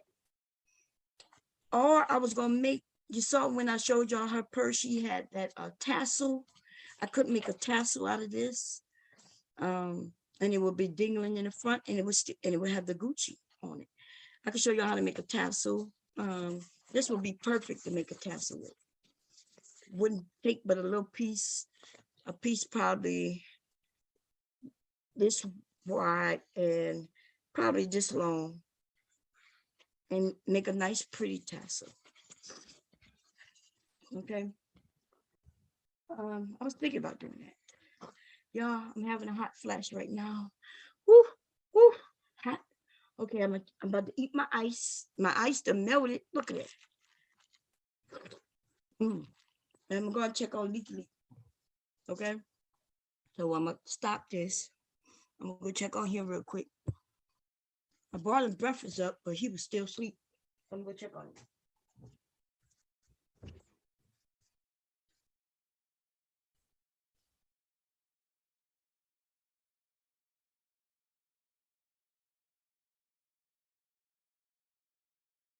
He's still asleep. What time is it? 7:30. He didn't go to sleep until late. He fell asleep in bed with me and my husband. Man, we were knocked out. Leaky was was having a ball, baby. I ain't lie. He was laying on my arm, jumping up and down and shit. And I was like, Leaky. I was like, Leaky, stop kicking Mama's leg. He was laughing. He was playing with his tablet. And I would hear him giggle and shit. And I would look at him and I would go back to sleep. And then he would kick my leg again, playing with his game. And then I would look and I would say, okay, you okay, babe? And he would be like, uh-huh. I would say, okay. And I would go back to sleep. My husband behind me, Leaky in front of me. And my ass ended up getting a hot flash. I'm like, oh, shit. So the fan was blowing on me and Leaky. Remember, Leaky is in front of me. And he's mad because it's cold, right? Because the wind blowing directly on him. But I'm like, Mom, I'm hot, man. So then I get a little cooled off a little bit. And then he pulls the cover back on us. I said, okay. And I go back to sleep. And then when I woke up again, he was knocked out. Okay. So then I was thinking to myself, it's too hot to keep him in here. So how am I going to get him out? I wasn't sure if his dad was asleep or not. But then his dad came in, picked him up and brought him to his room. Legally be fighting to come in here and lay with me. It don't matter if I'm asleep. He just want to get in the bed. I don't know why, but I know why. He's been doing that since he was born. You know, I used to go grab him up. He would be in his crib. And his mom and dad would be in there sleeping. I would go in there, tiptoe, just to check on the baby, right? I would go in there and creep up, look, I'll hurry up and change his diaper. Make sure he had a bottle. I would go make him a bottle. So if they heard him, which they look, when they sleep, they wouldn't hear the baby. I heard him. I would hear him even if he wasn't saying shit. I'd be like, I think I hear the baby, and I would run in there. Legally would still be asleep, man. Okay. And then, but I'm so used to that, you know, being a parent, older parent, where I would make sure the bottles was ready. Go downstairs, hurry and make a bottle so his parents wouldn't have to go down there and make it, right? It'll be right downside his bed, right on his dresser. So when he wanted it, all they had to do was give it to him, right? Yeah. Let me see what else. So, and then it depends on like what time it was. And if I was really tired, I would take him out of his crib and just bring him in here with me. His mom would wake up to go check on him, and the baby wouldn't be in the crib. In the beginning, she would, because of course she's a mother, right? She's like, she would panic a little bit, and then she'll realize, oh, mama must have him. His mom got it. And so she would come knocking at the door. Hey, you got the baby? And I'll be like, yeah, he's right here. And she's like, okay, I'm coming get him. I'll be like, okay, come get him.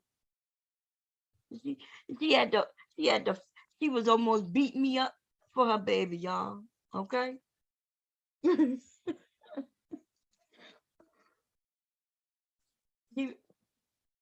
she was like, your mom gotta stop. She gotta let me be a mother. And so he would come and say, Mom, you gotta stop. And I'd be like, I was just letting y'all sleep. I was just helping y'all out.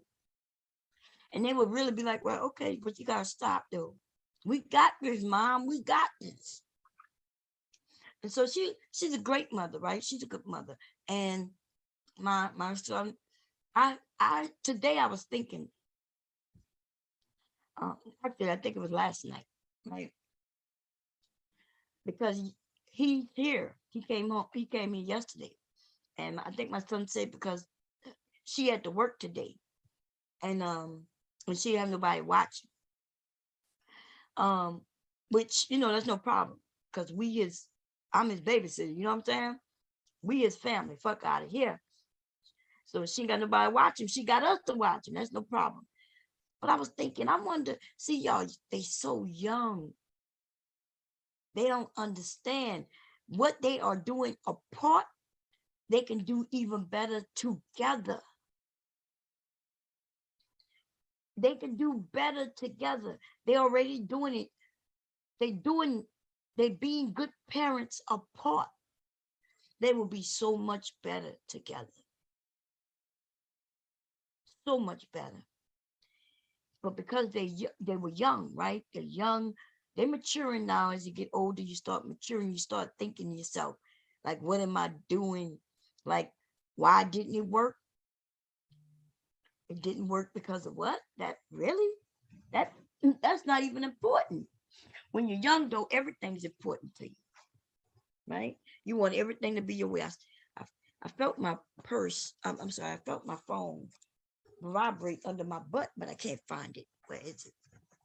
I felt it. Hey Siri. Hey Siri. Have a Siri. Siri somewhere. I felt it vibrate.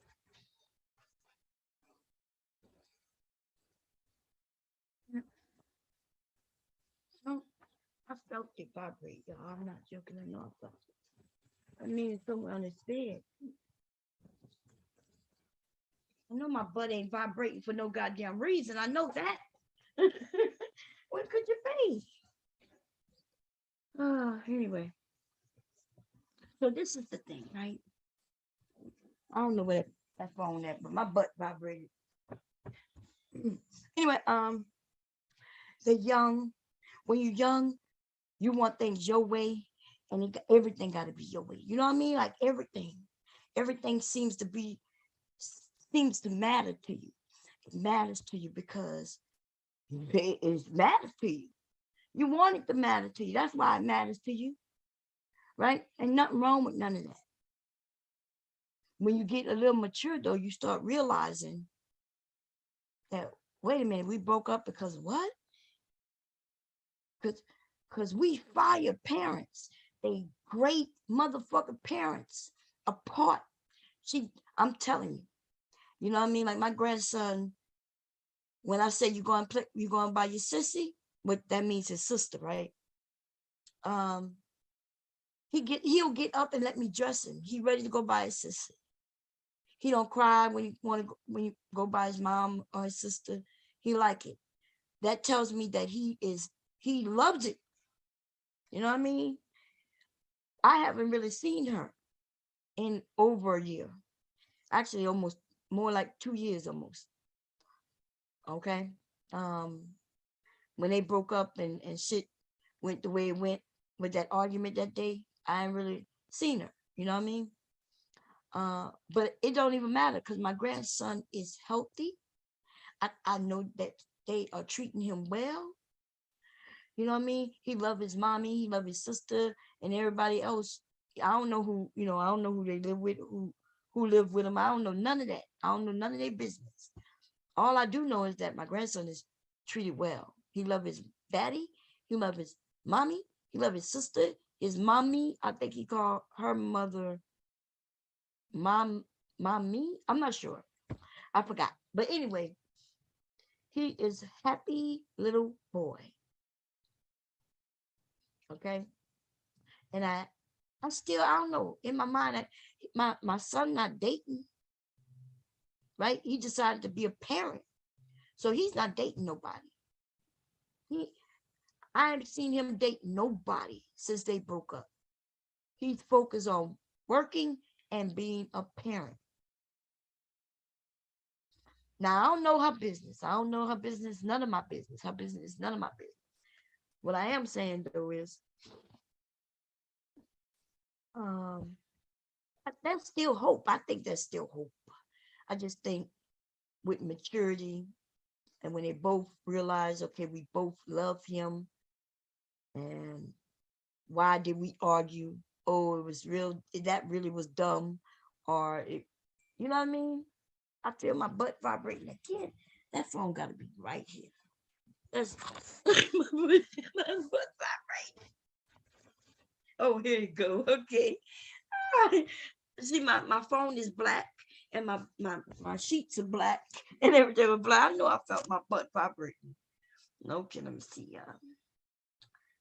Got some messages. Cool. Okay. Um, y'all ever think about what's important to you? You really gotta sometimes, when you're selfish, you be like, I want things to be my way. Nothing wrong with being selfish. Just know that when you're selfish, it's just about you, which means you only want to be with you. And nothing's wrong with that, right? You only want to be with you. Because see, other people could be just as selfish as you could be. Suppose you end up with somebody who's selfish, and then you selfish. You so selfish you want them to only think about you, and you so selfish you only want them to think about you. They so selfish they only want you to think about them. That shit ain't gonna work. So those of you who selfish, you should be alone. And nothing wrong with it though. Be happy. And when I say alone, I'm not talking about be alone, like, in the bad way. I'm just saying if you are cool with just being you, because that sounds like fun to me sometimes. I ain't even gonna lie.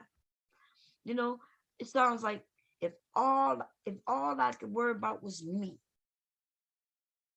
what would I be doing? You know what I mean? Like shit. Uh when I got some time off, because I would have to work, I guess, you know, uh I would just hop on a plane and be in Paris on a weekend. You know what I mean? If it's just me, not worrying about nothing but myself, I would be seeing the world. I would just have to figure out how to come up with the money to see the world. That's why this is a dream, right? Because the realities is, if it really was just me, I would have to work. I would have to work to survive. And I may not be making the type of money so I could just travel. I might just barely be making it just enough just to barely make it. In my dreams, though, I would be traveling. Paris, Egypt. When Trinity was telling me she was in Egypt, I wanted to see Trinity go into them goddamn pyramids. You know what I mean? I'm not to find somebody who over there who would walk through the pyramids. I would love to see them. I love to see the inside of a pyramid. Do people walk in the pyramids? I'm not even sure. I want somebody who in Paris and you go to that Eiffel Tower so I can take a look at it. I want to see it in pictures, right? I want somebody who there and they can I can ask them questions like, how's the weather right now? And is it cold? Is it warm? Is it foggy? Is it, like how's the food? Uh, and compared to Americans' food, it's I want somebody who could compare our shit to their shit. I would like to go myself, um, but then it's not that easy. Even for me being an older woman, it's not that easy for me to just end up in Paris because my husband's not with it. And he ain't gonna like me if I go by myself, which I am gonna do though. Okay, he either gonna come with me or I'm going by my goddamn self.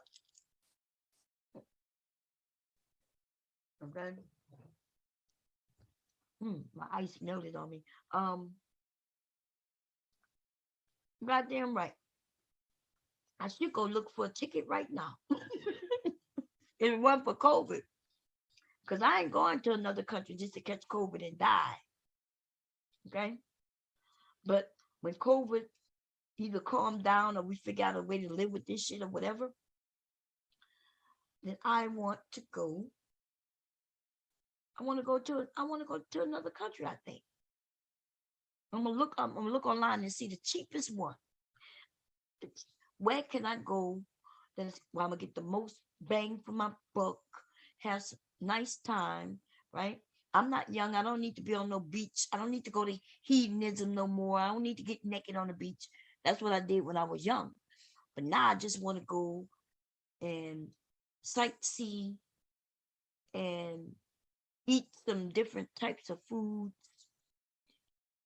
and be like I did that. You know what I'm saying? Um, yeah, I did that. That's what I want to do.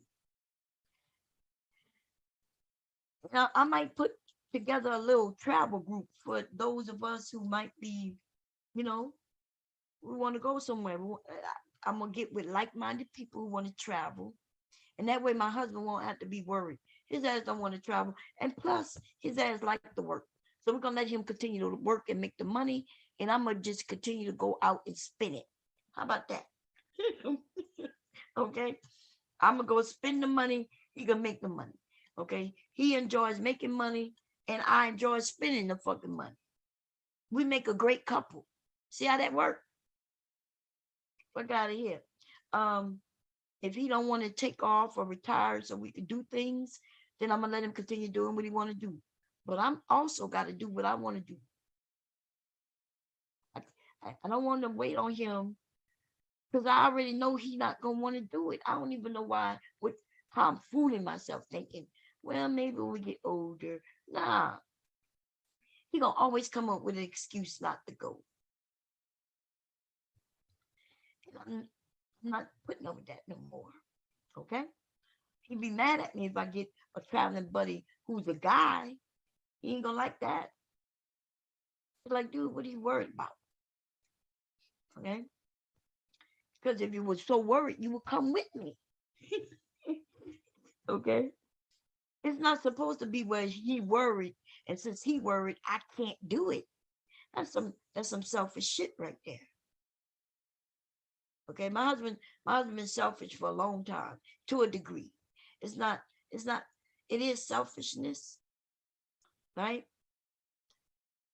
To his advantage, right? I'm not from Delaware, but here I am stuck in fucking Delaware, right? I should be able to go see my parents and my family at least, I'm saying minimum 3 times a year. But I was lucky if I got once a year. And that mainly due to me too, right? I could have went. It's just easier just to give up, give up the arguments or the disagreements. His ass scheduled his goddamn vacation on some weird ass goddamn way, y'all. My husband feels so I already know somewhere around Christmas he gonna have a shitload of days because they make him take these days because he don't use his vacation. So they start telling him you got to use these vacation before the end of the year, and then he'll get a half a day here, a whole day here, and then it be sporadic like that bullshit. Instead of us saying, okay, we're gonna take a week in around Mardi Gras so we could go to see your parents or whatever, or we're gonna take a week around your birthday. We're gonna take a week around my birthday, and then we're gonna do this Christmas. We're gonna take a week around either. We're gonna split a week between Thanksgiving and Christmas. Now he don't do none of that shit. He'll, if it's Super Bowl, he plans for the day after the Super Bowl or before the Super Bowl, right? That'll be a day or two. Then he'll do Veterans Day. He always takes Veterans Day off, right? And depending on when my birthday fall, sometimes my birthday fall on Thanksgiving, the week before Thanksgiving, the week after Thanksgiving. You know, it depends, right? So he'll take my birthday off. Okay, but what kind of fuck shit is that? If we ain't going no goddamn where. I used to go to Louisiana for my birthday every year because I wanted to go to the Bayou Classic, right? But I'm too old for the Bayou Classic these days. Okay. But when I was younger, you know, me and the kids was going to Mardi Gras, baby. My kids used to, you know, Mardi Gras is a holiday down south, but it's not a holiday nowhere else. My kids would be out of school. See, that's a such thing, and they had to let them get it because I told them, look, this is our culture. This is my children's culture. They're not going to school. Okay, we're gonna be gone for a week. Adios, bye-bye. Well, ma'am, they don't. It's gonna be unexcused. I said, no, it's not gonna be unexcused.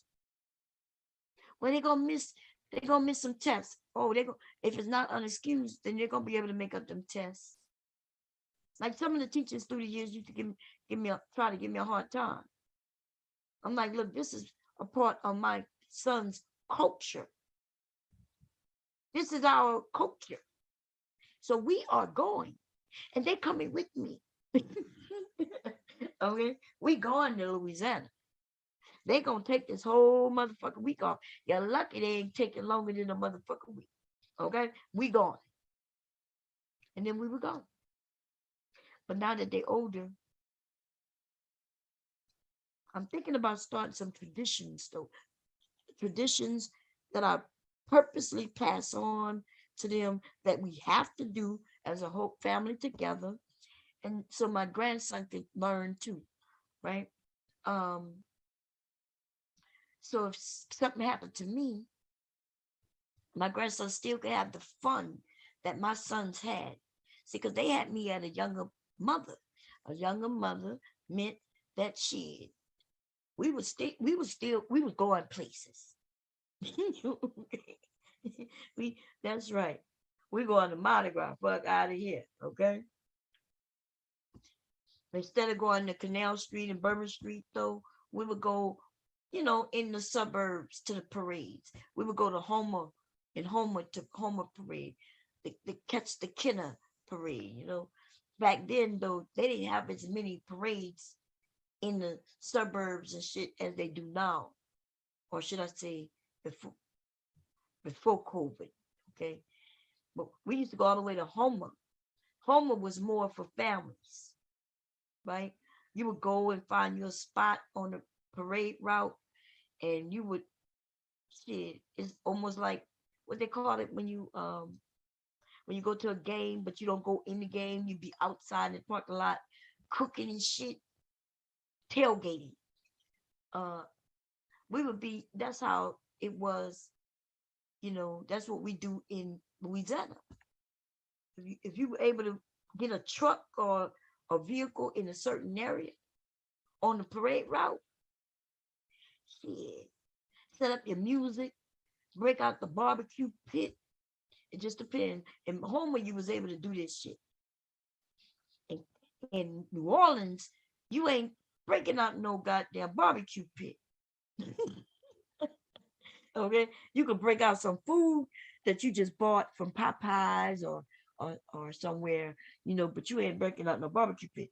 In Homer though, you break out that barbecue pit. Um, you got your chest of your beer. You know what I mean? You got people sitting on the truck, top of the truck. You got it set up where when the people come, you could pick up the kids so they can get the beads. My dad used to pick up my sons, tell them to say, "Hey, mister, throw me something, mister." My kids had so much fun. I remember we would go to Homer because of my grandmother. My grandmother was older, right? And so we wanted to go somewhere where she would be safe, more family oriented. You go to New Orleans in the Mardi Gras, you are you liable to lose old people and children. You been lost a whole old person and a child. Now, see, people keep their hands on their children so they don't lose the children, but they didn't know you could lose an old person. You be like in a crowd and everybody pushing through, right? Everybody pushing through. By the time you look up, the person who was on side of you is gone. You don't even know where they went. You can't find them that easy. Me and my girlfriends used to hold each other hands and shit. We like, okay, grab each other hands. Come on, let's get through. And then I used to be the more forward one, mainly because I'm short, right? I'm short. I could get through spots and shit. And so I would hold my girlfriend's hand and she would hold the next girlfriend's hand. She would hold the next girlfriend. And then I would make it through these little cracks and crannies, right? I was like, ooh, I see a spot. Let's get through this way. Come on, we're going to go through this way. And I'm curving through and swerving through to get through this goddamn crowd. Okay. People coming, men coming towards us with their lips like they're about to kiss me. God damn. Like, I had to dodge like I was Neo, dodging them goddamn bullets. This dude coming for me straight for the lips. With his tongue out. Oh, hell no. I'm like, I'm dodging his head like, whoa, slow motion and shit. They all drunk and happy and nudity and all kinds of shit. I had no problem with the nudity, because I ain't gonna lie. I used to get the big beads. All I had to do was show him something, mister, right? I'm like, throw me something, mister. He's like, show me something. Back then, you could show your boobs, and I would. I couldn't wait until I turned 18 to get out there and show my boobs. Shit, I'm from a town where you show boobies, man.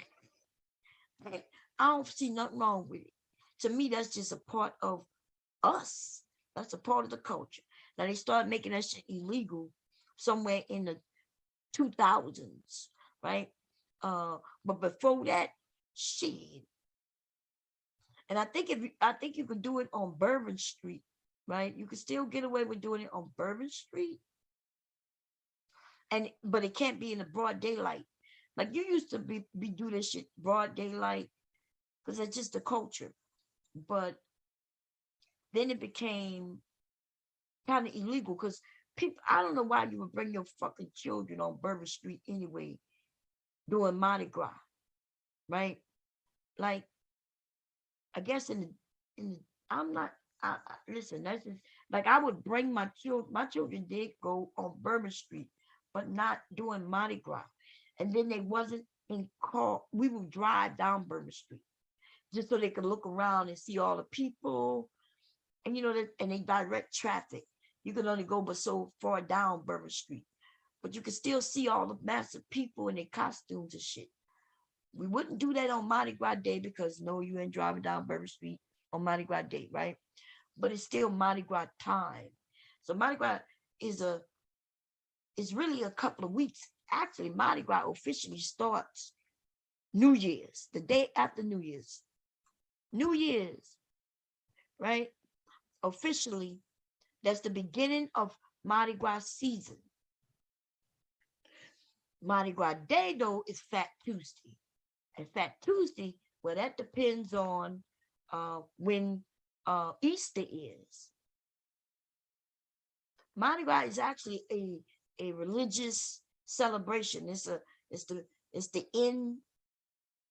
It's the beginning of Lent, right? It's where we about to it's Ash Wednesday the next day, and then therefore there's no eating of certain type of foods. The fasting begins.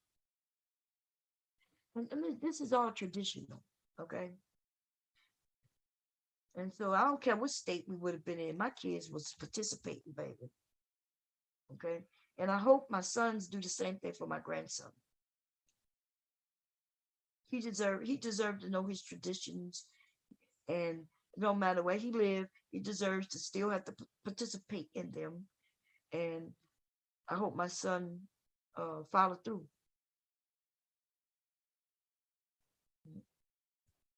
Hope he follow through.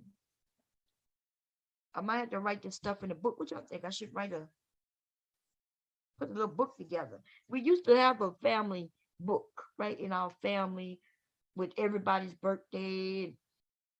You know, we used to follow our family tree. Now, I know I could call one of my aunts and she'll have all the information. My aunt Eloise is the one with all the books. Okay. Yeah, my aunt Eloise. I'm thinking about calling her, right? Call my aunt Florence and having her call my aunt Eloise, because there are some things I want to know that there's some things I want to know, especially more about my grandmother, right?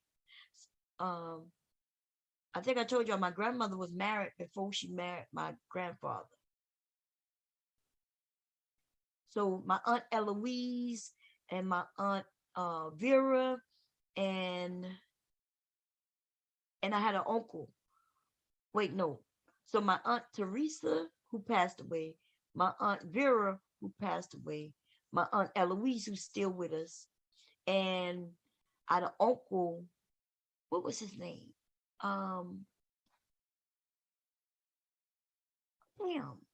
I can't think of his name because I never met him. I think I met him once when I was a teenager, and that's because he had moved to California. So anyway, my grandmother had, if I'm correct, it was 5 children before she even met and married my grandfather, whom she then had a whole nother 5 children for, right? So that's why I told y'all one of my grandmothers had 10 children, but they're not all for the same man. My grandmother was married twice. Okay. I'm not even sure what happened to the first husband, because I think she was widowed, but I'm not sure, right? I can't remember. Because I might be getting my grandmothers mixed up. One of my grandmothers had 15 children, the other had 10. The one who had 15 children, I don't think any of them for the same man. None of them. I don't think any of them have the same dad. None of them.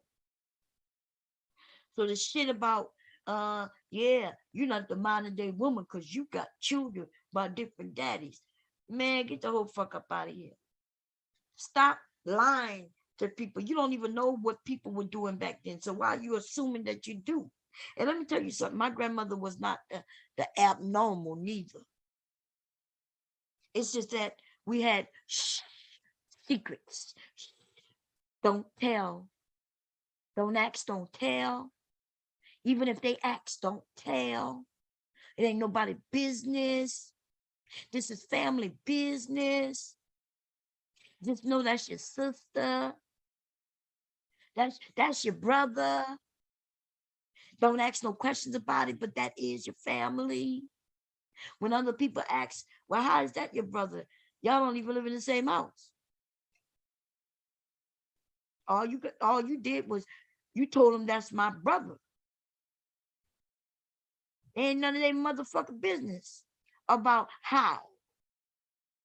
And then if somebody messed with your brother or your sister, y'all was gonna support each other. Y'all gonna fight for each other. Ask too many questions, you might get punched in the fucking eye. Because it ain't your business. But now we got niggas on this internet shit making it seem like they know something about the shit they don't know.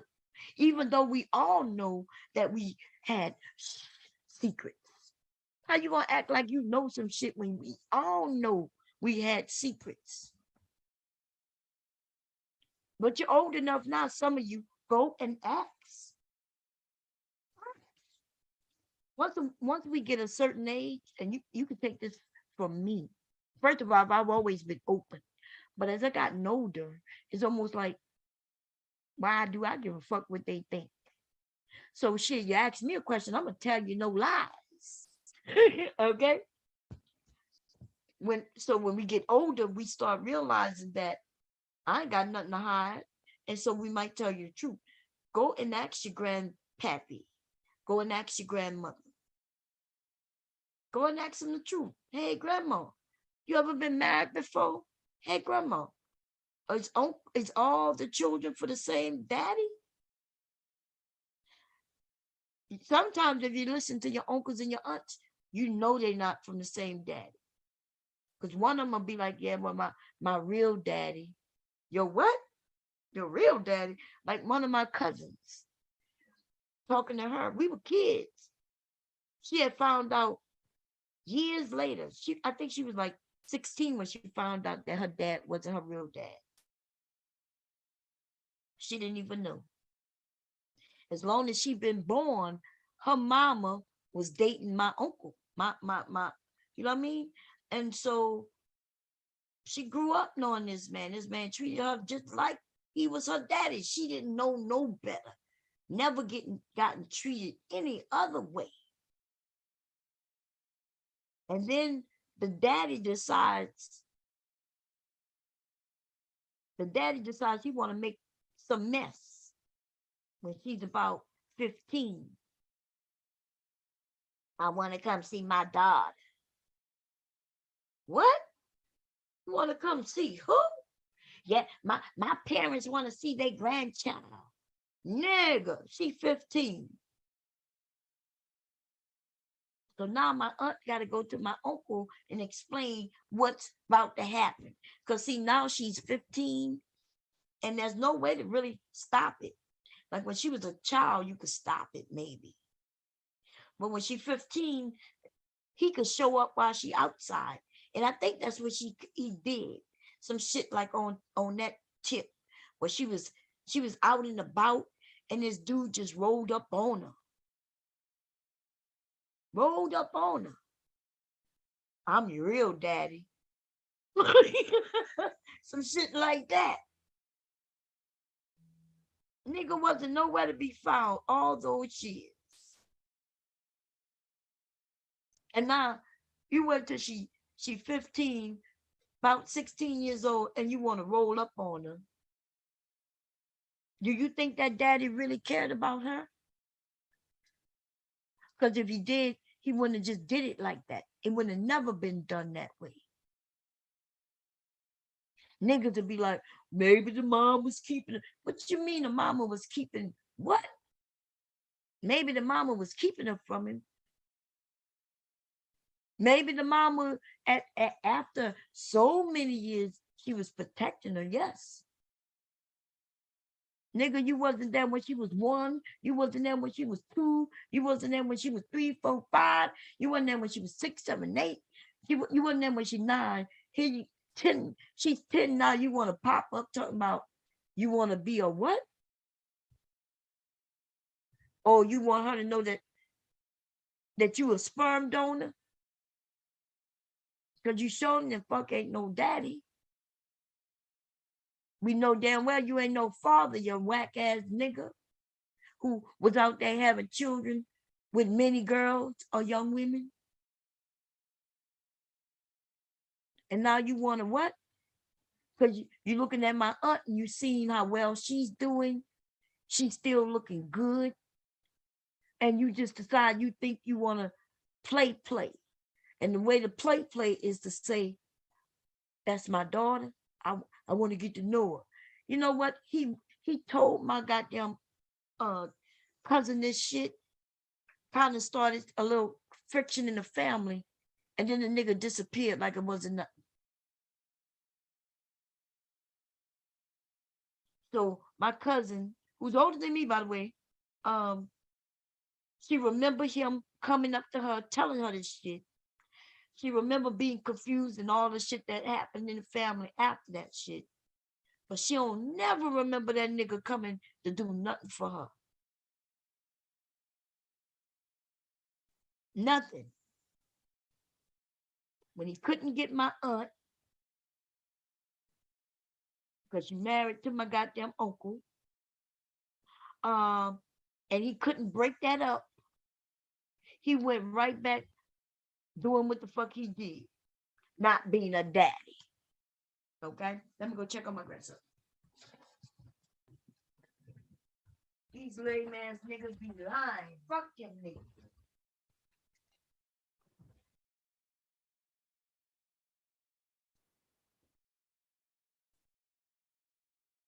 Leaky Leak still sleep. Leaky Leak still sleep. Yep, Leaky Leak still sleep. Okay. Anyway, that's why I say fuck these niggas. I don't know why they think I'm a woman and I do, you know, I try to see both sides, but I am a woman. And not only that though, I've seen this shit happen time and time and time and time again. These niggas, when they refer to some woman keeping the children away, they always refer to some fucking movie. It's some movie where you don't need to see the baby, you know, kind of shit. How many motherfucking women don't want the dad to see the motherfucking children just because she don't want you to see the kids? Most of the time it's on some bullshit where this dude wasn't around and now he gonna talk about I'm coming pick up my daughter. Nigga, you ain't coming pick up not a fucking thing. That's my daughter too. Nigga, you ain't been here now. She 5. She don't even know you. You talking about you coming pick her up? You ain't coming pick up shit. Yeah, that's my daughter too. And I'm gonna be honest. Please make that make fucking sense. This nigga didn't have no dealings with this daughter all these years. Now she at this particular age. She still can't really talk. A lot of shit she still can't do. But this nigga comes out of the blue talking about, I want access to her. Like that name ass nigga who was over there talking about he wanted to marry a woman and he wanted to talk about him getting just as much access to her daughter as she does. Nigga, what? Man, if I would have had daughters, I'm gonna be honest, y'all. I think I would have gone crazy. I wouldn't have been in no relationships. Listen, even in my own fucking family, with me having sons, I was looking at everybody as if they could be somebody who would mess with my fucking children. And they were boys. I couldn't imagine if I had a daughter. I would have been making sure nobody, and when I say nobody, I'm talking about nobody. I would have been looking to make sure her daddy. This is the motherfucking world we live in. You never know nobody. You don't know people until you get to know them. And sometimes you never get to know them until it's too late. You understand? Access. Sometimes people may not be who they even think they are until they get access to some shit. So everybody gotta keep their eye open. That's called protecting the children. Sometimes motherfuckers gotta protect the children from themselves.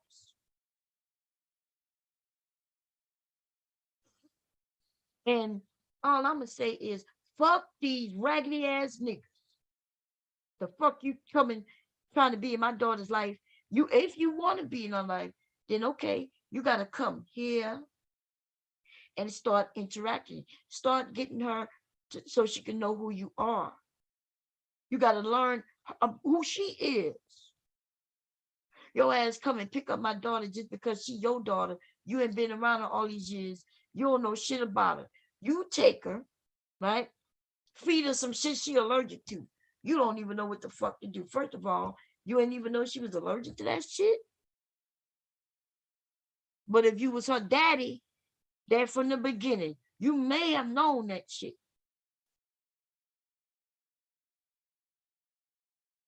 You may not even understand. Well, she's allergic to dairy. Don't give her no milk. So you realize, okay, I told you don't give her no milk. Your dumb ass, though, didn't know that ice cream is made of fucking milk. And you went and taken her to Dairy Queen and got her goddamn ice cream. Now she over there sick as a fucking dog. You wondering what's happening. The mother like, well, what did you give her? I told you she allergic to milk. I didn't give her no milk. I just took her to get ice cream. Nigga, what?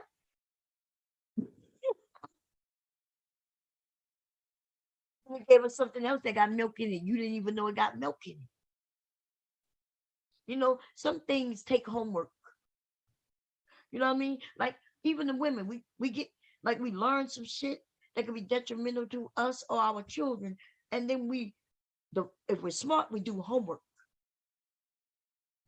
Find out everything that might have eggs in it. If she's allergic to eggs.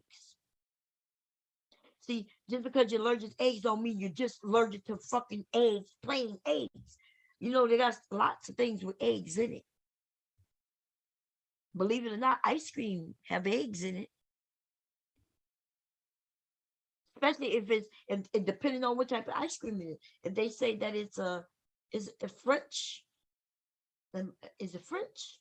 One of the ice creams, when they tell you it's that type of ice cream, that's made with a egg base. There's egg in that shit. Right? You didn't even know. You thought, oh, well, she's just allergic to eggs. There's other things with eggs in it. You know, being a parent is a lot of work. Especially if that child is a child with little issues. Most of us do have issues. Most humans might be issues that we can deal with every day, no big deal, right? Or it might be issues that not many people know about, and therefore you don't know how to handle. These days, we got children born with all kinds of issues. We know that all comes from environment, though, right? Back in the day, I never heard no child being allergic to peanuts or latex. Now, my mom was allergic to seafood. Seafood, I think, has some type of iodine in it or something like that. So people could be allergic to seafood. There's a few things we've heard of. And then there were things that we never heard of. And maybe because balloons wasn't a big thing back then. But now it is. Balloons are really, you know what I mean? Like balloons is a big thing, and latex is in all types of things back then that people didn't deal with back then. So maybe there was always somebody who could have been allergic to latex, but just wasn't, you know, didn't come in contact with it. So that could be it too.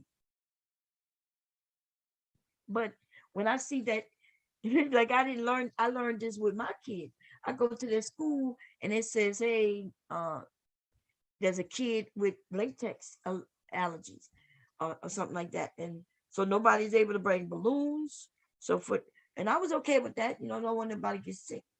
And there was no erasers. You couldn't bring, so pencils became a no-no. No erasers. What else? This is what I learned about this allergy through going through one of my kids' schools. One child in the school allergic to these things, but they still have to protect that child. Got to protect that one child. Nothing wrong with that shit. I seen what some parents are mad. Well, my child not allergic to balloons, and I want to bring his birthday cake and have him a little party at the school. And they were like, look, the school is not even meant for parties. But you can have a party. You can have a party, ma'am. Just don't bring no balloons here. Well, the child not even in the class. Yeah, but children take shit and they run with it. It ends up in other places. Just don't bring no balloons here. That ain't fair. Oh my God. But if it was their child that was allergic to that latex, I bet you their mindset would have been different. Americans are not so much as spoiled as they are a piece of shit. We got a lot of pieces of shit in this country. Freedom of speech and shit brings a lot of pieces of shit around. Some of you are pieces of shit. Okay? Because you don't care about other people's feelings.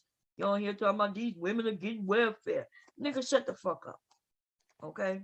If you could get it, you would get it. In fact, some of you are getting it. You just want to act like you're not getting it. Okay? I've been on a motherfucking assistance, and my husband had a job. When I had children, these niggas are walking around talking like they stupid. The chances of you being in this country and when somebody get pregnant and you're not getting any assistance is slim, yo. That's for the upper middle class to the goddamn wealthy. Okay? Because even those who are middle class still get WIC. They still qualify. They qualify for a lot of the assistance. Believe it or not. Okay, that hope, that WIC and stuff, that's for the baby. They want to make sure that you have access to certain things. You might be considered middle class because you live in a middle class, what they call community, but you ain't making too much more money than anybody else. They qualify for WIC. I don't hear these niggas talking about, yeah, we need to get rid. If they can, see, they only focusing on black women, which includes black children, by the way. Because you know these black women who are WIC, guess what color their children are? Black. And guess what? It's a 50 chance that child is a what? Black boy. You don't give a fuck about no black boys. You don't care about no black boys because you want the moms to go to jail. You said that was the conversation over there by Mr. Anton this week. Well, the women need to go to jail. They couldn't take. So you're gonna send the mother to jail because she can't do what? Because she can't afford them. So now she gonna be in jail, not even being able to work the job that she do have. But you're gonna put them further back in the situation in order to hurt what? Black families. Black families might not consist of a black dad, but it's still a black family. It could be a black mother and a black son. It could be a black mother and a black daughter. It could be a black mother, black son, and a black daughter. You know that's still, no matter what, a motherfucking black family. You niggas are against black families. And all I got to say to you about that shit is fuck you. You lame ass nigga. Fuck boy. You bitch. You a whole pussy out here, bitch. And I dare you come over here telling me anything about going to jail, bitch. I've been on assistance a couple of motherfucking times, bitch. And then you might still say I'm on assistance. Because I've been getting money from every month like clockwork. For over 20 motherfucking years. The military have been paying me a motherfucking check. Come take it from me, bitch. You whining ass, crackhead ass nigga. Fuck boy, can't get no pussy to save your life ass bitch. And if I wanted to, just because I get that check, I qualify for other motherfucking monies, bitch. And if it wasn't so motherfucking lazy, I would go and apply. Every once in a while, I'll go apply and I'll get it. And then when the 6 months is up, right? 6 month time for you to go and renew your paperwork. I never go because I'm just lazy like that. I never go and refill out the paperwork and all that shit. So I just let it die down. But I'm on, I get my medical care through the government. Nigga, I get a check through the motherfucking government, bitch. And I wish you would come to take it from me, bitch. I'm an American citizen. I'm gonna fuck you up, bitch. Trying to take what's mine from me, bitch. And if I could have got on Section 8, I would have been on Section 8. You know, there's people with jobs on Section 8. These niggas don't be knowing what they're talking about. But all they do know is that they get it. Or they've been with a woman with it. But they don't know the particulars about it. Their mama was on it. They got Section 8 that's not even through the federal government. They got individual Section 8s. It's this individual. You can find an apartment building. They have their very own Section 8. And they go by your income.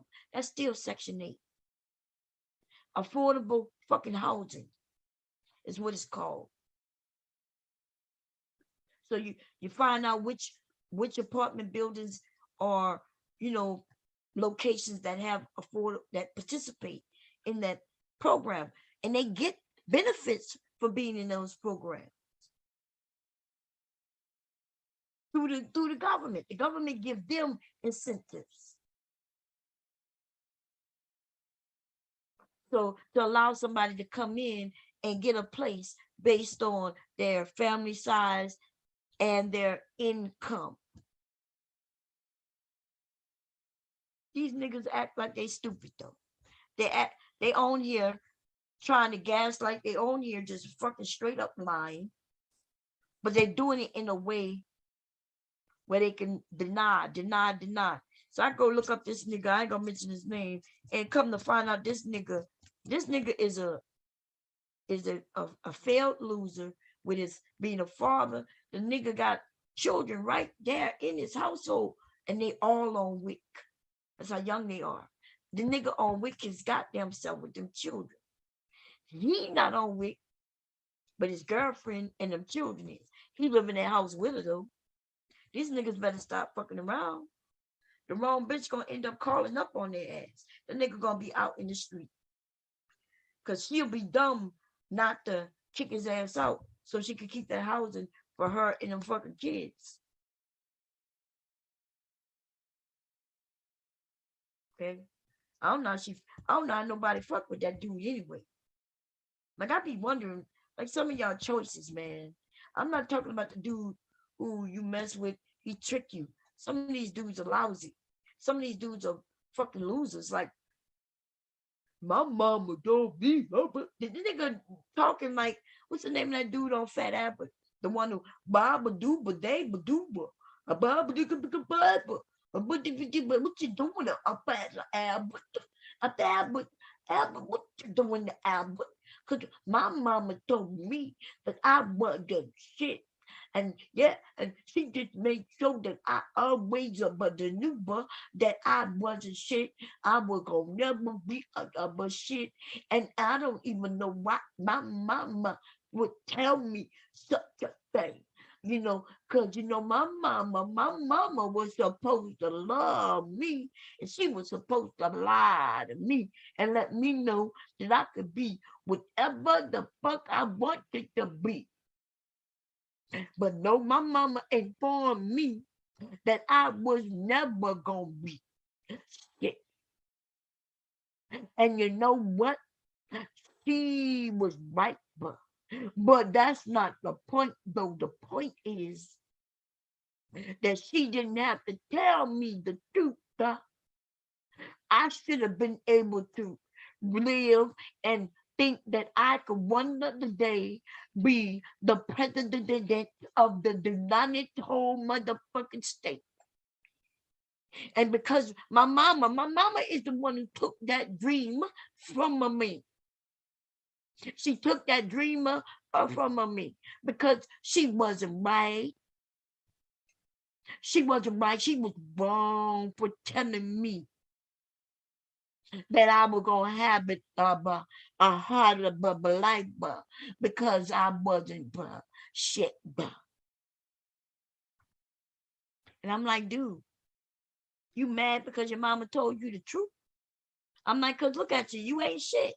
But that's not the point though. I was like, the point, that is the point. The point is your mom sat down with you close, holding your hand, and she said, look, baby boy, your mama is here for you. She loves you. But you're not going to never be able to be the president of the United States because you dyslexic and you can't read. You ain't going to never be able to do the things that you want to do because you won't even go to school and pay attention.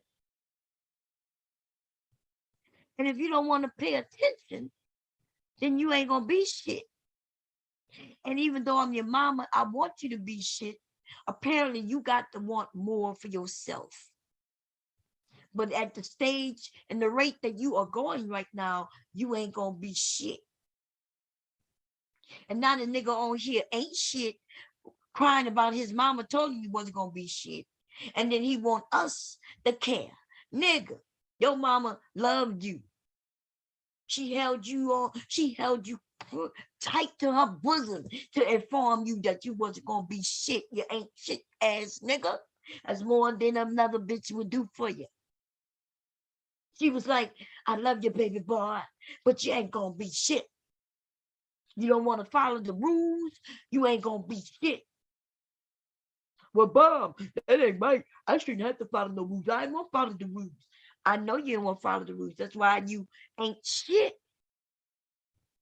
We all got rules to follow. But Bob, it ain't right. Bob, I should be white people could do it. I'm like, no, white people can't do it. Well, the white people get away with it. I said, but you ain't white. You ain't getting away with it.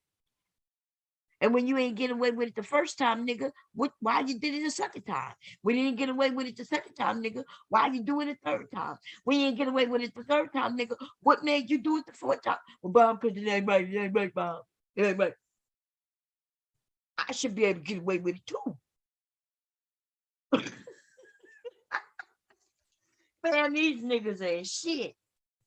Let me see if I can find a song called These Niggas Ain't Shit. I don't know if there's one out there. Let me see. These niggas ain't shit. I know it gotta be a song out there. Let me see. Doja Cat got one called Ain't Shit. Let me listen to it a little bit. If I can't find one, we gonna make up one, baby. We gonna make up one.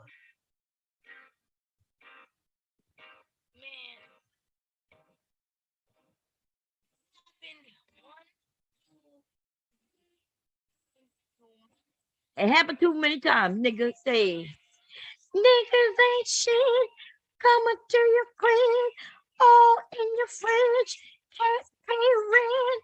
Look at what you did. Look, I forgot about this song. Wait, let me find the instrumental, baby. These niggas ain't shit, okay? This is my Ain't Shit Mondays, baby. Niggas ain't shit. Let me see. It's called Ain't Shit. Uh-oh. Instrumental. No, let's see if I can find a karaoke, y'all.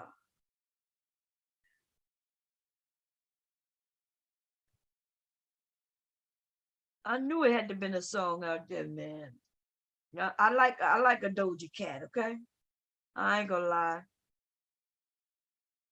Here we go. Motherfucker, here we go. Okay.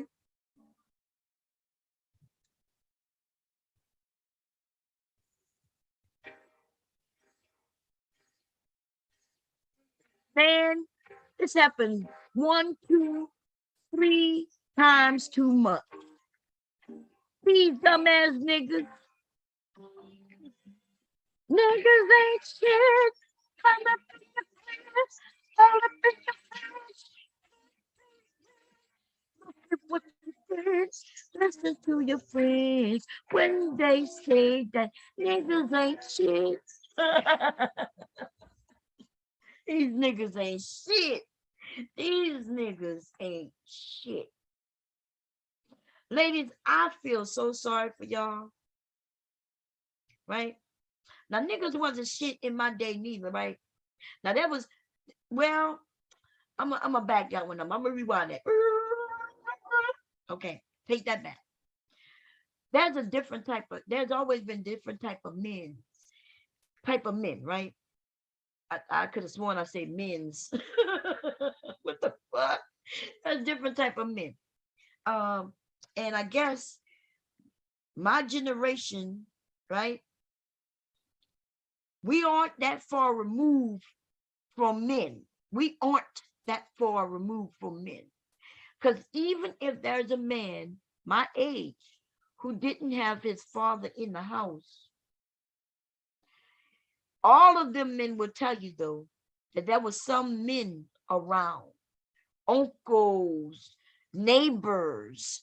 Like, we are a generation of people where other people could whip your ass.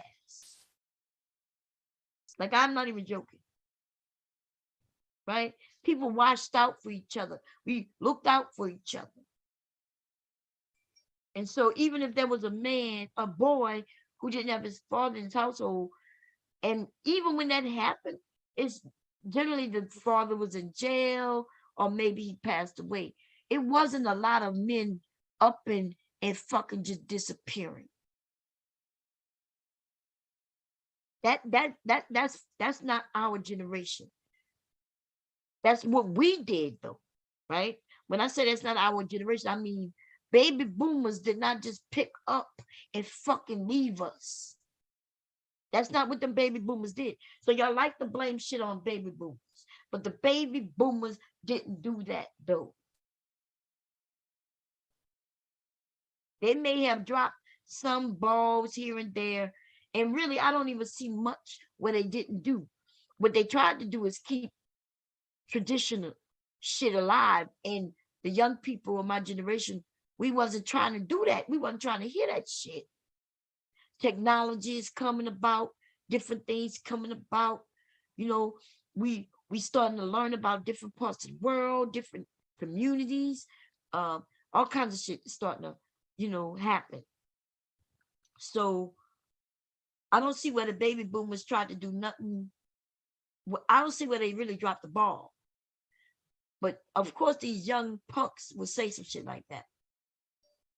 Punk ass bitch. They bitches. Right? Now, our generation, though, because of what the baby boomers was trying to keep it traditional, they was trying too tight. They were trying to hold grip on too tight. And so they wanted to keep things the way it was, but shit was changing. And so with the explosion of sexuality and women having more rights, right? Things like that. With the men going to jail, the dads, right? So now we got women, young men and young women, or girls, should I say, young girls and boys who are without their fathers, without their mothers, because their mothers are working. Okay. Or she might look, there's different ways to make your motherfucking money and make sure your kids good. Okay. And all of them aren't good. But anyway, I'm just gonna say this. Listen, us as children started making choices. We wasn't getting our ass beat as much. Neighbors, because it started becoming like untrustworthy in our community. Right? We got motherfuckers coming up and using the jealousy for kids to try to harm kids. And so we stopped trusting our neighbors like that. Like if it was a neighbor we knew, cool. But a new motherfucker coming in, you don't be talking to my kids like that. I don't know you like that. To where we don't trust each other. Okay. I don't know why that happened or how that happened, but it did happen. But what I will say is this, because I got way off topic. I was supposed to be sewing. Fuck these niggas, okay? That's what I'm gonna say. Niggas ain't shit. Come to your crib, all up in your fridge, can't pay rent. Look at what you did. Listen to your friends when they say that niggas ain't shit. And you goddamn right. Okay? That's all I'm gonna say about that. Let me see if I can find another ain't shit goddamn song.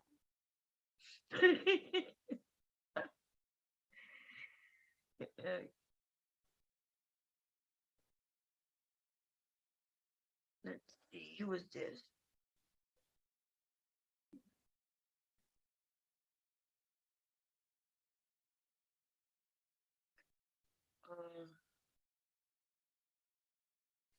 At Capella University, we know the world is pretty smart. Wicked smart. So we made FlexPath smart enough that you can finish the bachelor's degree in business you started in 18 months for $18,000. These goddamn commercials, That's baby. smart. Capella University. Don't just learn. I'm gonna learn leave smarter. YouTube because of this shit. Have you ever worked with someone and at some point just realized, like, what am I doing? I deserve so much better. I used to want to be your everything. Okay, I'm not gonna hear that. Asia Menard, who is that? God damn, y'all getting to be cold blooded. Like this, what I'm saying, niggas ain't shit, right? Asia, let me see what this is. Asia May not N-A-R-D. I don't know who that is, but we're gonna look it up. Okay.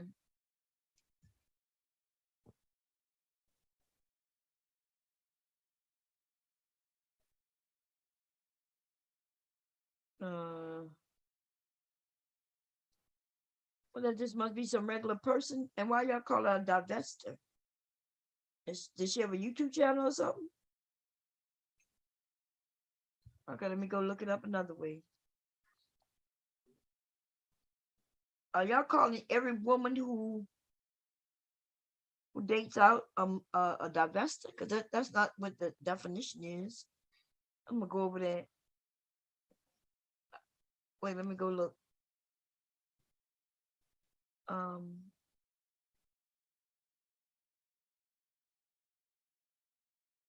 Okay, let me see. Y'all really just picking up. Let me see what this shit say. Y'all some cold-blooded ass motherfuckers for really. Let me see. The family of the young Kansas City, Missouri mother are trying to understand how she died. Kansas City police and the medical examiner told the family they do not believe there was foul play. However, they say there is more to the story. Asia family said she was healthy and strong. The 29-year-old was found dead earlier this week, and they believe more needs to be done. How did a seemingly healthy mother of four die? That's what the Minor family desperately wants to understand. She's only 29. You're not dying of natural causes at 29, her mother said. Her sister said on Friday she was supposed to see her sister. Huh? Oh. She called me Friday at 10:30 or 11 o'clock and said, hey, I met a new friend. I'm going on a date. I'll come by tomorrow. They never heard from Asia again. After Friday, she never called. She never showed up, and that's not like her. So another day goes by. I said something's not right. It's not sitting right with my spirit, she said. Her sisters called police to file a missing persons report. Minor said investigators told her she would probably be fine and get in touch soon. However, quickly they learned police already knew where she was and they weren't contacted. Saturday morning, they found my sister deceased. The family said police told them the man she'd been on a date with called police and to report she died. What? Okay, let me read that again. The family told police, no. Gotta start over, y'all. Because they're kind of through me. The family said police told them the man she'd been on a date with called police to report she died. What they told them next broke their hearts. We're going to say that she died of natural causes because there was no foul play. Tara said, I feel like they rushed the investigation. The family said, police are looking into what happened.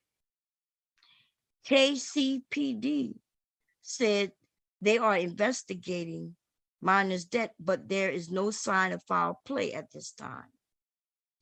When they got to the funeral home and reviewed her body, she had blood in her eyes and her ears, and her clothes were saturated with blood. What? Asia family has far more questions than peace and answers are what they need the most.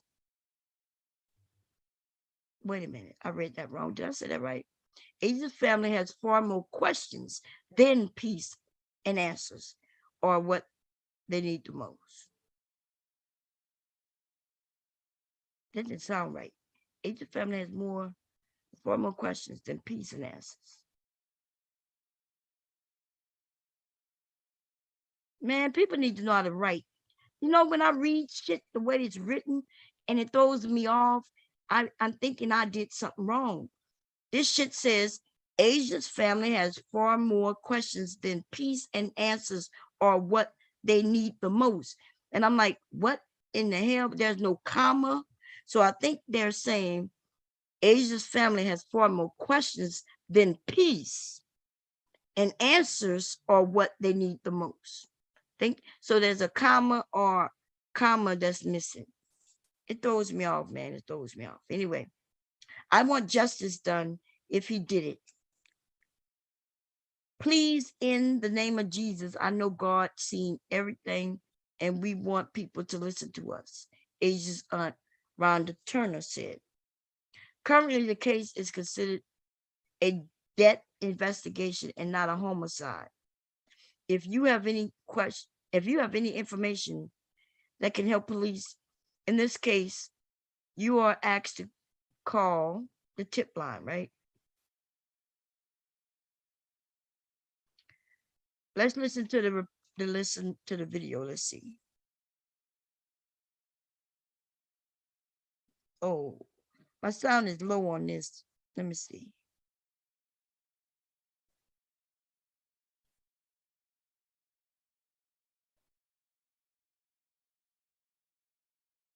Final disposition of certain police department audio and video records that have met all requirements to be eligible for such disposition. Tuesday night, reading one of an ordinance that the city clerk says falls in line with what the state requires. The timing is not good when we've got issues with public trust.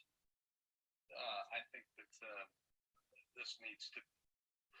What are they talking about? If any relevant documents are found to pertain to the investigations, those will be kept. I don't know if they talking about the same thing, man. Yeah, it looks like she going and trying to that mother, which I don't blame her. Shit, what 29-year-old just died? But I guess I'm more wondering why is somebody on YouTube.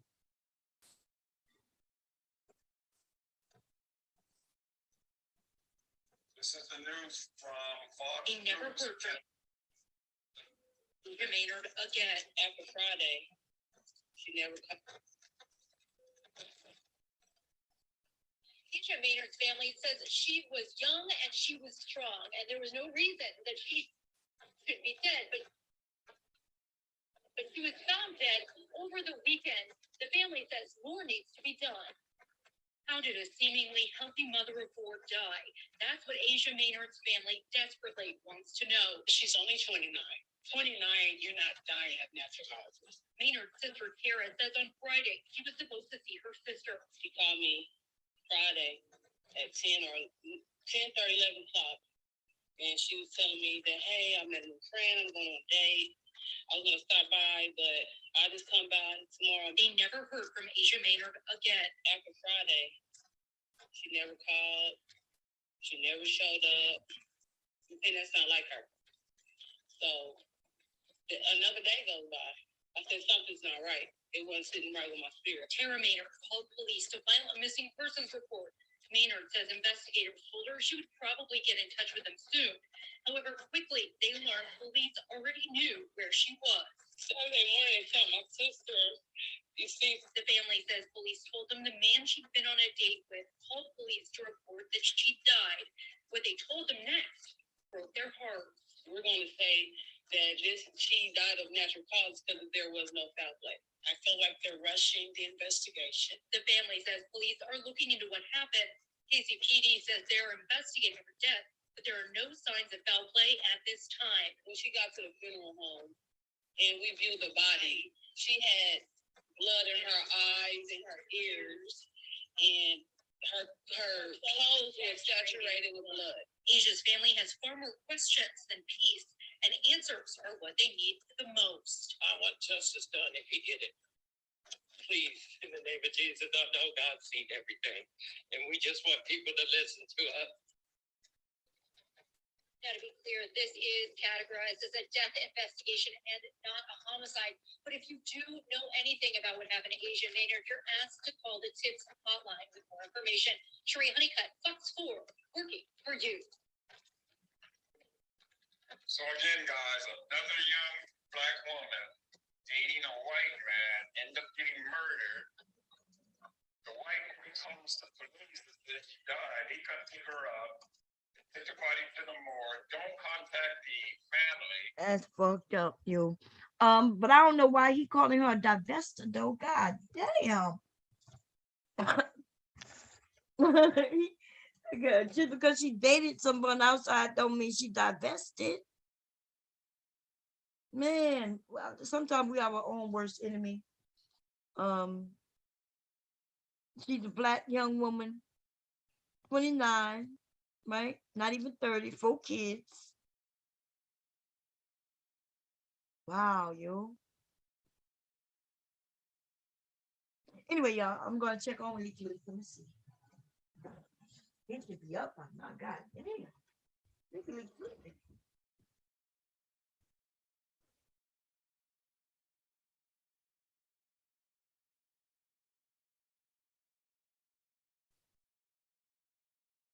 Sleeping. We can still sleep. I should have woken butt up, but I'm gonna let him sleep. God damn, it's 1 o'clock. Okay, I'm gonna eat this jello, y'all. Okay, let me come check the room. Okay. I ramble too much. Niggas ain't shit. Okay.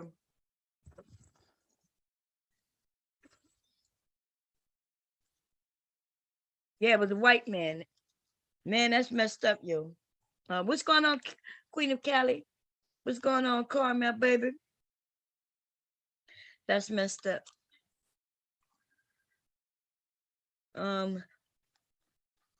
Young woman, 29.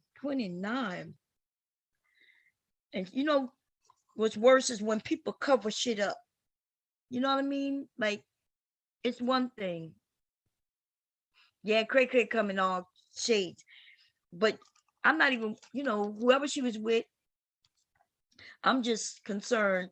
I'm wondering why he calling her a divester, though. Right? Don't you young women, don't y'all want to be able to date who you want to date? Like if I was single, right? Even at my age now, even if I was at my age now and single, I would date who I want to date. But I'm gonna be honest though, I'm attracted to black men, right? Black men is where that's what I'm attracted to. I don't think I've ever seen a white man and thought to myself, wow, I would date him. But yeah, I've never seen that happen to me, but I like certain looks, I need a man who look like he's strong and shit. I can't be with no man who look frail and shit like that. You know, be looking all frail and shit. You can't pick your ass up. I don't know, but anyway, people die. You have to wait for the autopsy. I agree. People do die. You know, it could be anything. It could be an aneurysm. Many things. Many things. But I will say though that it is a little suspicious. You know what I mean? Like she go on a date with this new guy, and then she ends up dead. Like she could have. Why she didn't die at her house before going on a date? She done went on this date with this strange dude, and now she ends up dead. You want? Oh, you want a love spell?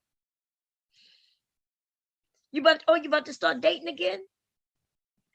Is there anybody you want the love spell placed on? I come up with a love spell for you, right? I'm gonna give you some hints. But you know love spells can be dangerous, right? You need a tall, strong man who's handy. I smoke big weed.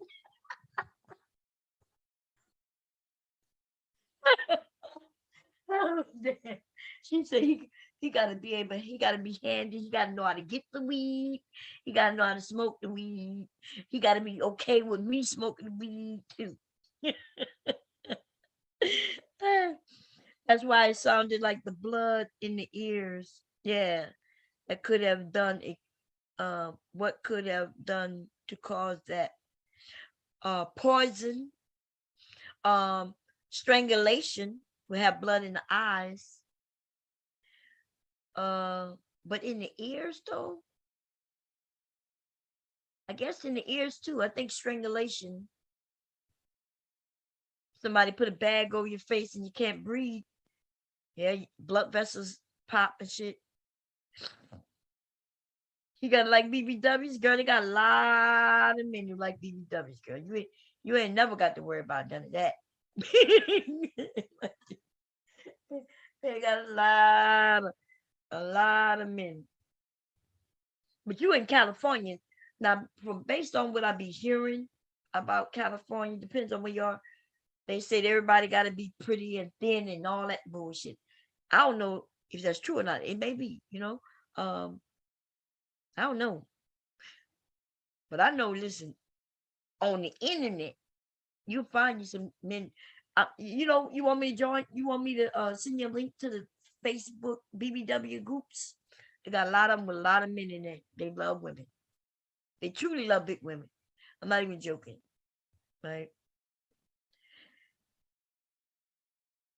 I think they should be able to tell, but they gotta do this. They gotta do the autopsy and be looking for certain things. Remember, they told the family members that she just died of natural causes, and so the family members are like, "Hell no, we need." Remember, but that's what they said also about the young man who they found. The men chased him down and shit. You forgot they told their parents that he died of natural causes. They wouldn't even say what he died of for real. They just said natural causes. They found him dead. They also said that about what is his name? No, they said he died of drugs when that wasn't true. Look, hey kid, Mr. Kev, how you doing?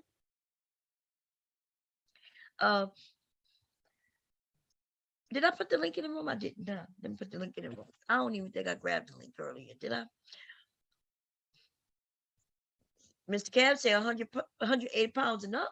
They do have some men who really like BBWs. No joke. I'm like they really. They be talking about raise your stomach. Let me show you your shirt. Let me see your belly. I'll be like, God damn. Let me be big in peace, nigga. Let me hide my tummy. What is you talking about? But nah, on some real shit though. There are men who just like women, but there are men who like big women. There are men who like athletic women.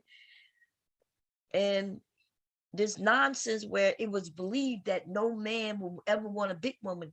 That's why I always mention that there are men who like big women, because not because I'm saying there aren't men who like thin women, but you know, through the comedians and shit like that in our community, they started making it seem like men didn't like big women.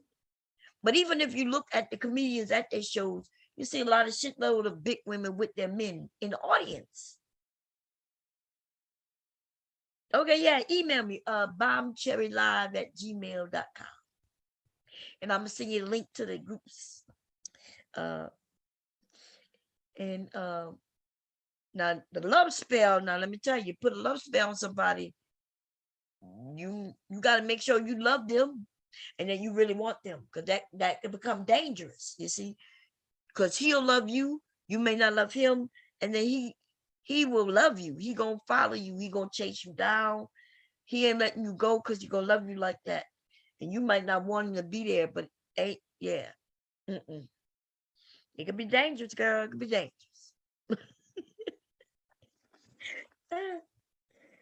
Man, Cam, did you see? I was doing a video. Was it yesterday? I think it was day before yesterday.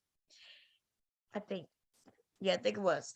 And there's a guy who was on a panel, and he was like, "My mom and them turned me into a female. I'm a man like who act like a female, and it's my mama's them fault."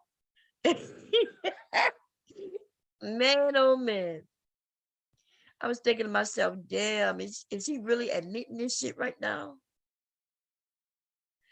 Some of them are so sad that they're willing to just admit they know they sad, they know they are fucked up, and they just want to blame it on somebody. This dude gotta be easily late 30s, early 40s. Okay. Uh-oh, she said she already put a spell on him. She like, yeah, bye. She said, she said she want a love spell to attract new penis.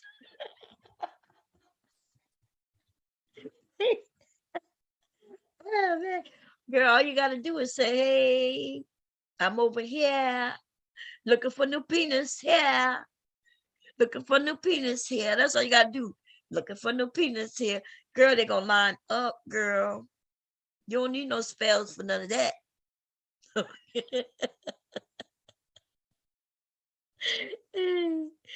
You ain't even got the new, you don't need no spell to find new penis.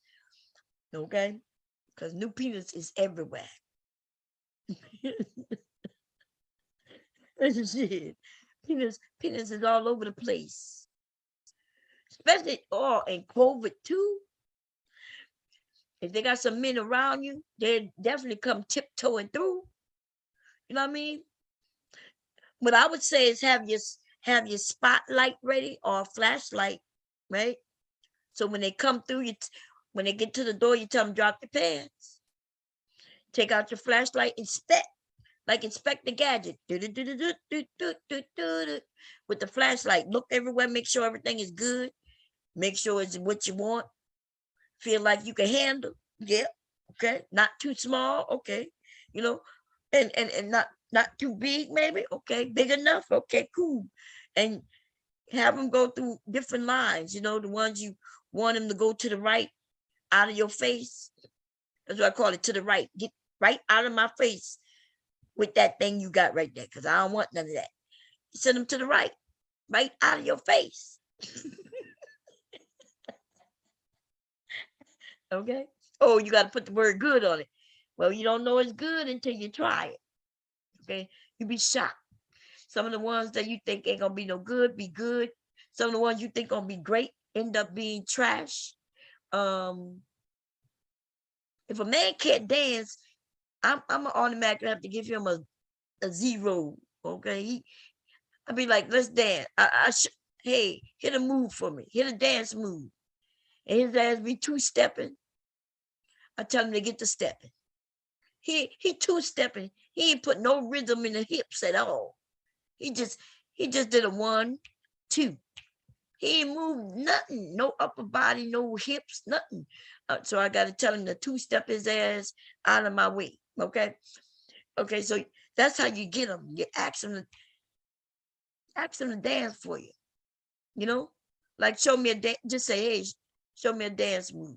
Pay attention to his hips. Okay. Pay attention. If the hips are stiff, send their ass on their way.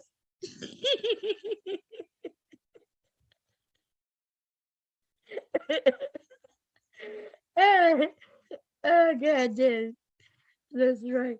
You ever been with a guy who can't pump on beat? Like you be trying to go to the right and he trying to go to the right too. It's almost like bumping heads in the bedroom. Right? You be like, almost like you're trying to kiss, but he don't know how to kiss, so he don't know his head got to tilt the other way. And so y'all be bumping heads and noses and shit. That's some terrible shit right there. You be like, damn, dude. You really goddamn dude. You gonna see my head going to the right. Why's your head going to the right too? I done tilted my head to the goddamn right. That means you gotta tilt yours to the left. Goddamn. Okay. And it ends up being bad. It's like a bad dance. Bad sex is like a bad dance. It's like the two of you get on the dance floor and you doing the, I don't know, let's see, you doing the reggae, right? You reggae dancing. You over there whining the hips and everything. You doing the dirty wine, right? Dirty wine, dirty wine. You going down to the floor with it and everything. And this dude is just doing a whole, this dude just popped on his head and start the head spinning. And you're like, these two dances don't go together. We supposed to be dancing as a team. Why is you on your goddamn head right now?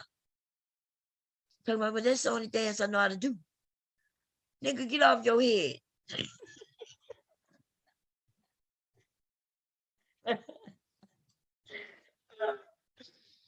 Someone pushed me on it. Oh, Lordy. Mr. Cav say he not that far from Cali, okay? But it depends on what part of Cali you in, though, because you might be all the way in San Francisco. That take 2 days, 3 days. That's a 3-day drive from Louisiana. That's too long, okay? That's a 3-day drive. They got a lot of Californians, You want me to go look for some on Instagram?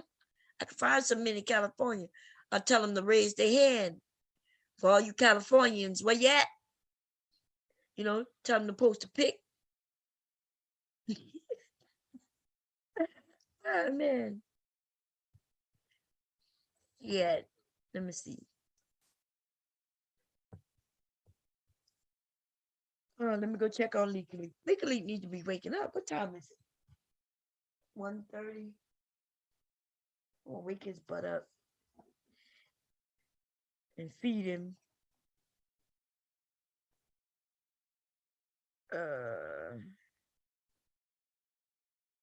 Wait, what's this? Oh, that's long. That's a while back.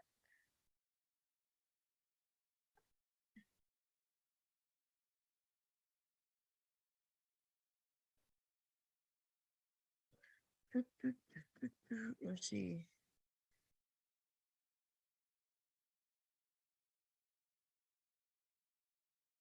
Ever tasted a yellow dragon fruit? It has a juicy white flesh that's sweeter and more flavorful than the regular kind. And I got it delivered fresh. I found them on this app called We that sources.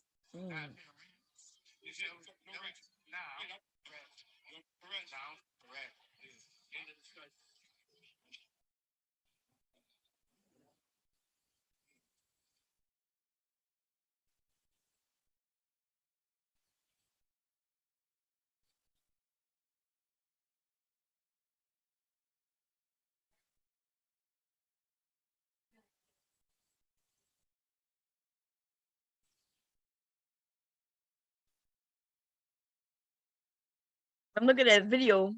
Card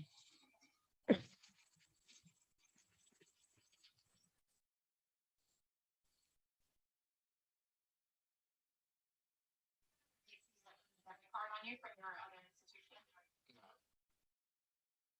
If you were sure that I shut off my other credit card a couple days ago because it was stolen, somebody tried to use it.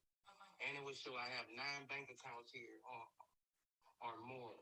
I understand that. I have to, I get your frustration. I have to also go through my processes and I'm just trying to get a process for you, okay? Can I call my branch manager at my bank and would they help and verify anything, who I am? Do you not believe who I am? I'm Boosie Badass. I'm a filmmaker and musician. I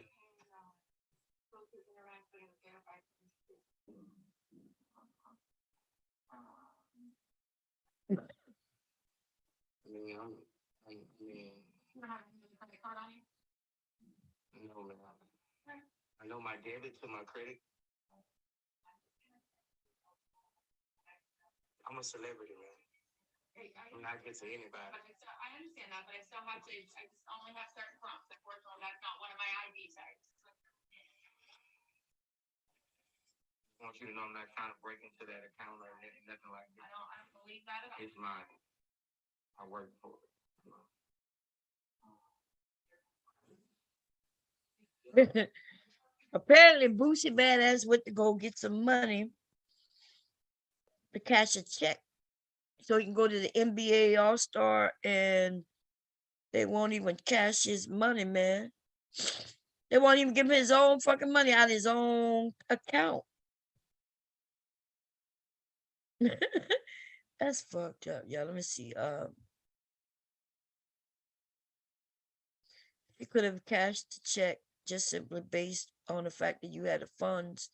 You got to cover the loss of the event. Let me see. It's hard to keep ourselves together when people keep thinking it's okay to treat us like this. Yep. When he got in the car, I felt his pain. They treat us like this all the time. Blame for keeping his composure. For real, this shit is annoying.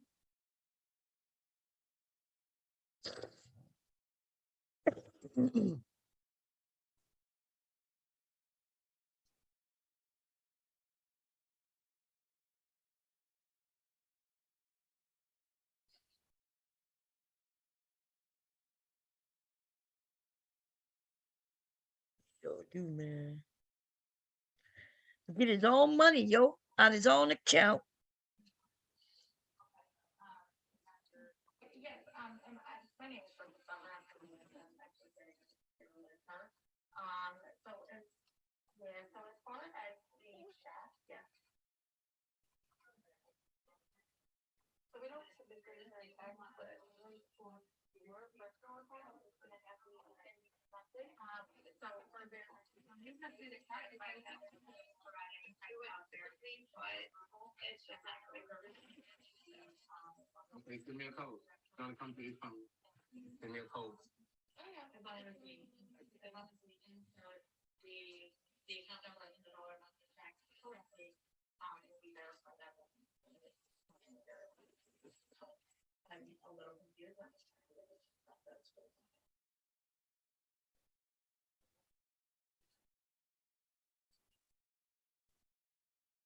Yeah, so when I process the check, it just says that it's a cashier's check. It says verify, of course, with the check number, dollar amount, and account number is listed correctly. If it was issued same day, it says no calls required. But since this is not issued same day, it was issued on the 15th, it's gonna be a call. Can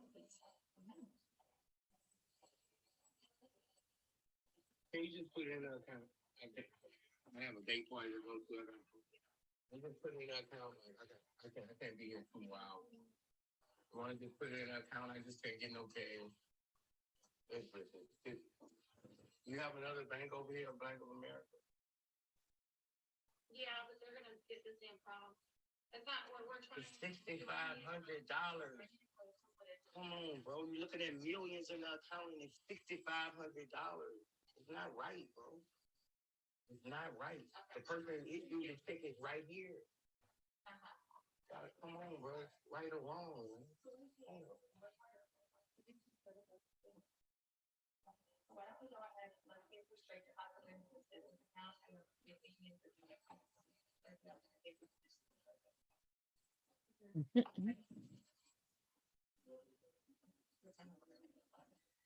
Can you insert that debit card for me, please, into the terminal? One moment, I'll prompt you for your PIN.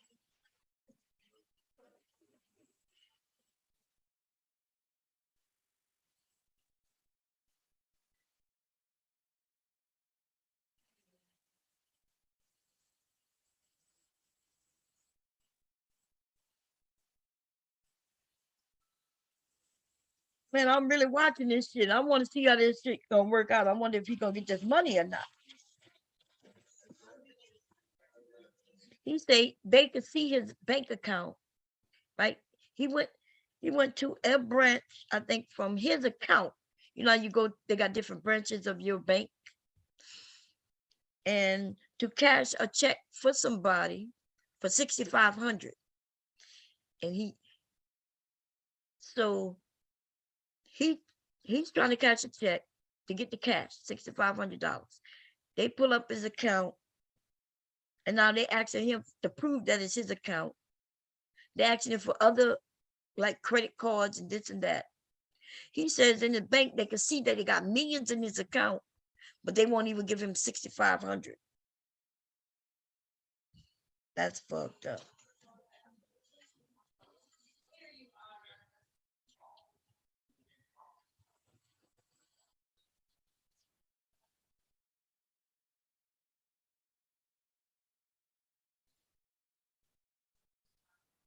There was another story similar to this, where the woman, it wasn't even nowhere near 6,500. They wouldn't give her money. They called the police on it and everything. And what they said, that some of these people are racist in these banks, racially profiling people. And then make the business name below your name, please.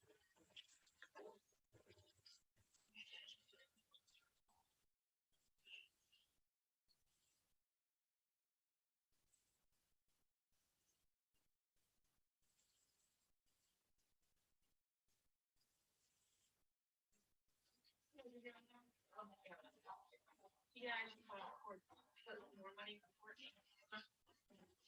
For you. Just so you know, all we did was deposit that check, and now we're just doing a withdrawal, so trying to straight cash it.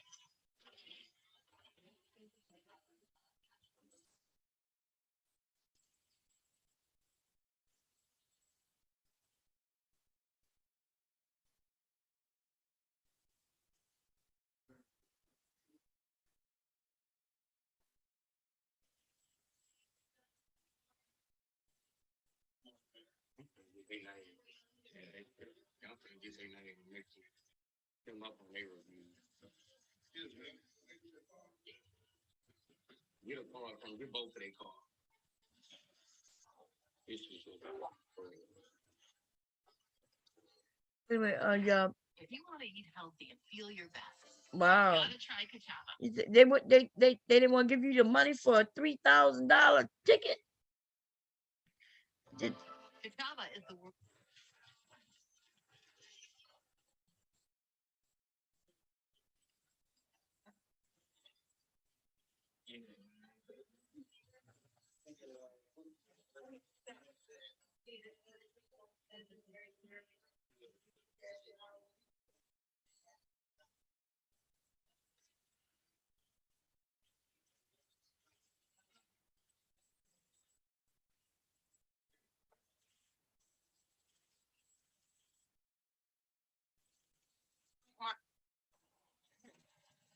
Hmm. just put me through it, bro. I knew it. Hey, hold on. Let's get Sean get that card name. Tell Sean get the card from the lady in there. I'm finna report it. The whole bank. Them some racist than that, bro. When I say racist, when I say real racist, when I say real racist, dog, don't worry about it. I got it. Don't worry about it. I held my cool, dog. Don't worry about it. I got it. Man, listen.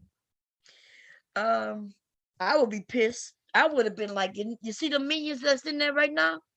I want all that shit. I'll call another bank and say, I'm about to do a transfer. Yeah, I'm about to transfer 3 million from this account to you. Okay, and then somebody would have been getting fined. God damn.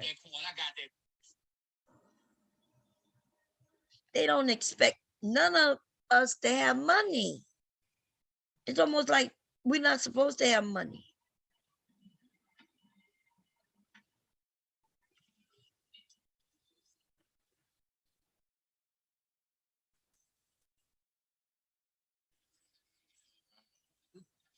Reporter.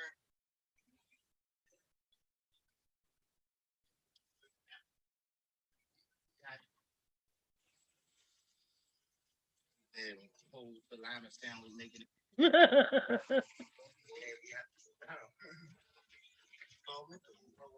white lady ain't got me, man. Woman, man. Man, brother, lady doing this about $6,500, bro. I'm showing the lady, I'm saying, look at that account, it has a couple million in there. I got 9 more accounts. Say, what's the problem, ma'am? I'm a businessman. You heard me? Start coming there and get 7,500 out. She give it to him. What? She start putting it in my hand. I said, it's my money too. Like, what is you doing? Like a. Then I kept my cool, bro. You gotta got your women in the cold when this nigga come in here. Bro, I'm like, bro, man, bro, I should have came in that bitch iced up or something, bro. Like, man, she handled me bad, bro. Like, I'm really trying to steal, bro.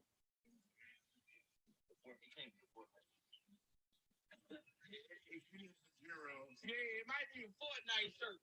Mm-hmm. Fortnite shirt I got on. Damn, man. Handled me bad. I ain't hurt me. No, I put up no jury, none of this shit regularly at once. And I saw how she looked at me when she looked at my account. Like, bro, she just did this, bro. Then I asked her, I'm like, we've been here 30. What you doing back there? She say, check. What do you want to do? Man, did you think I'm a PPP? Did you think I'm a PPP loan, bitch?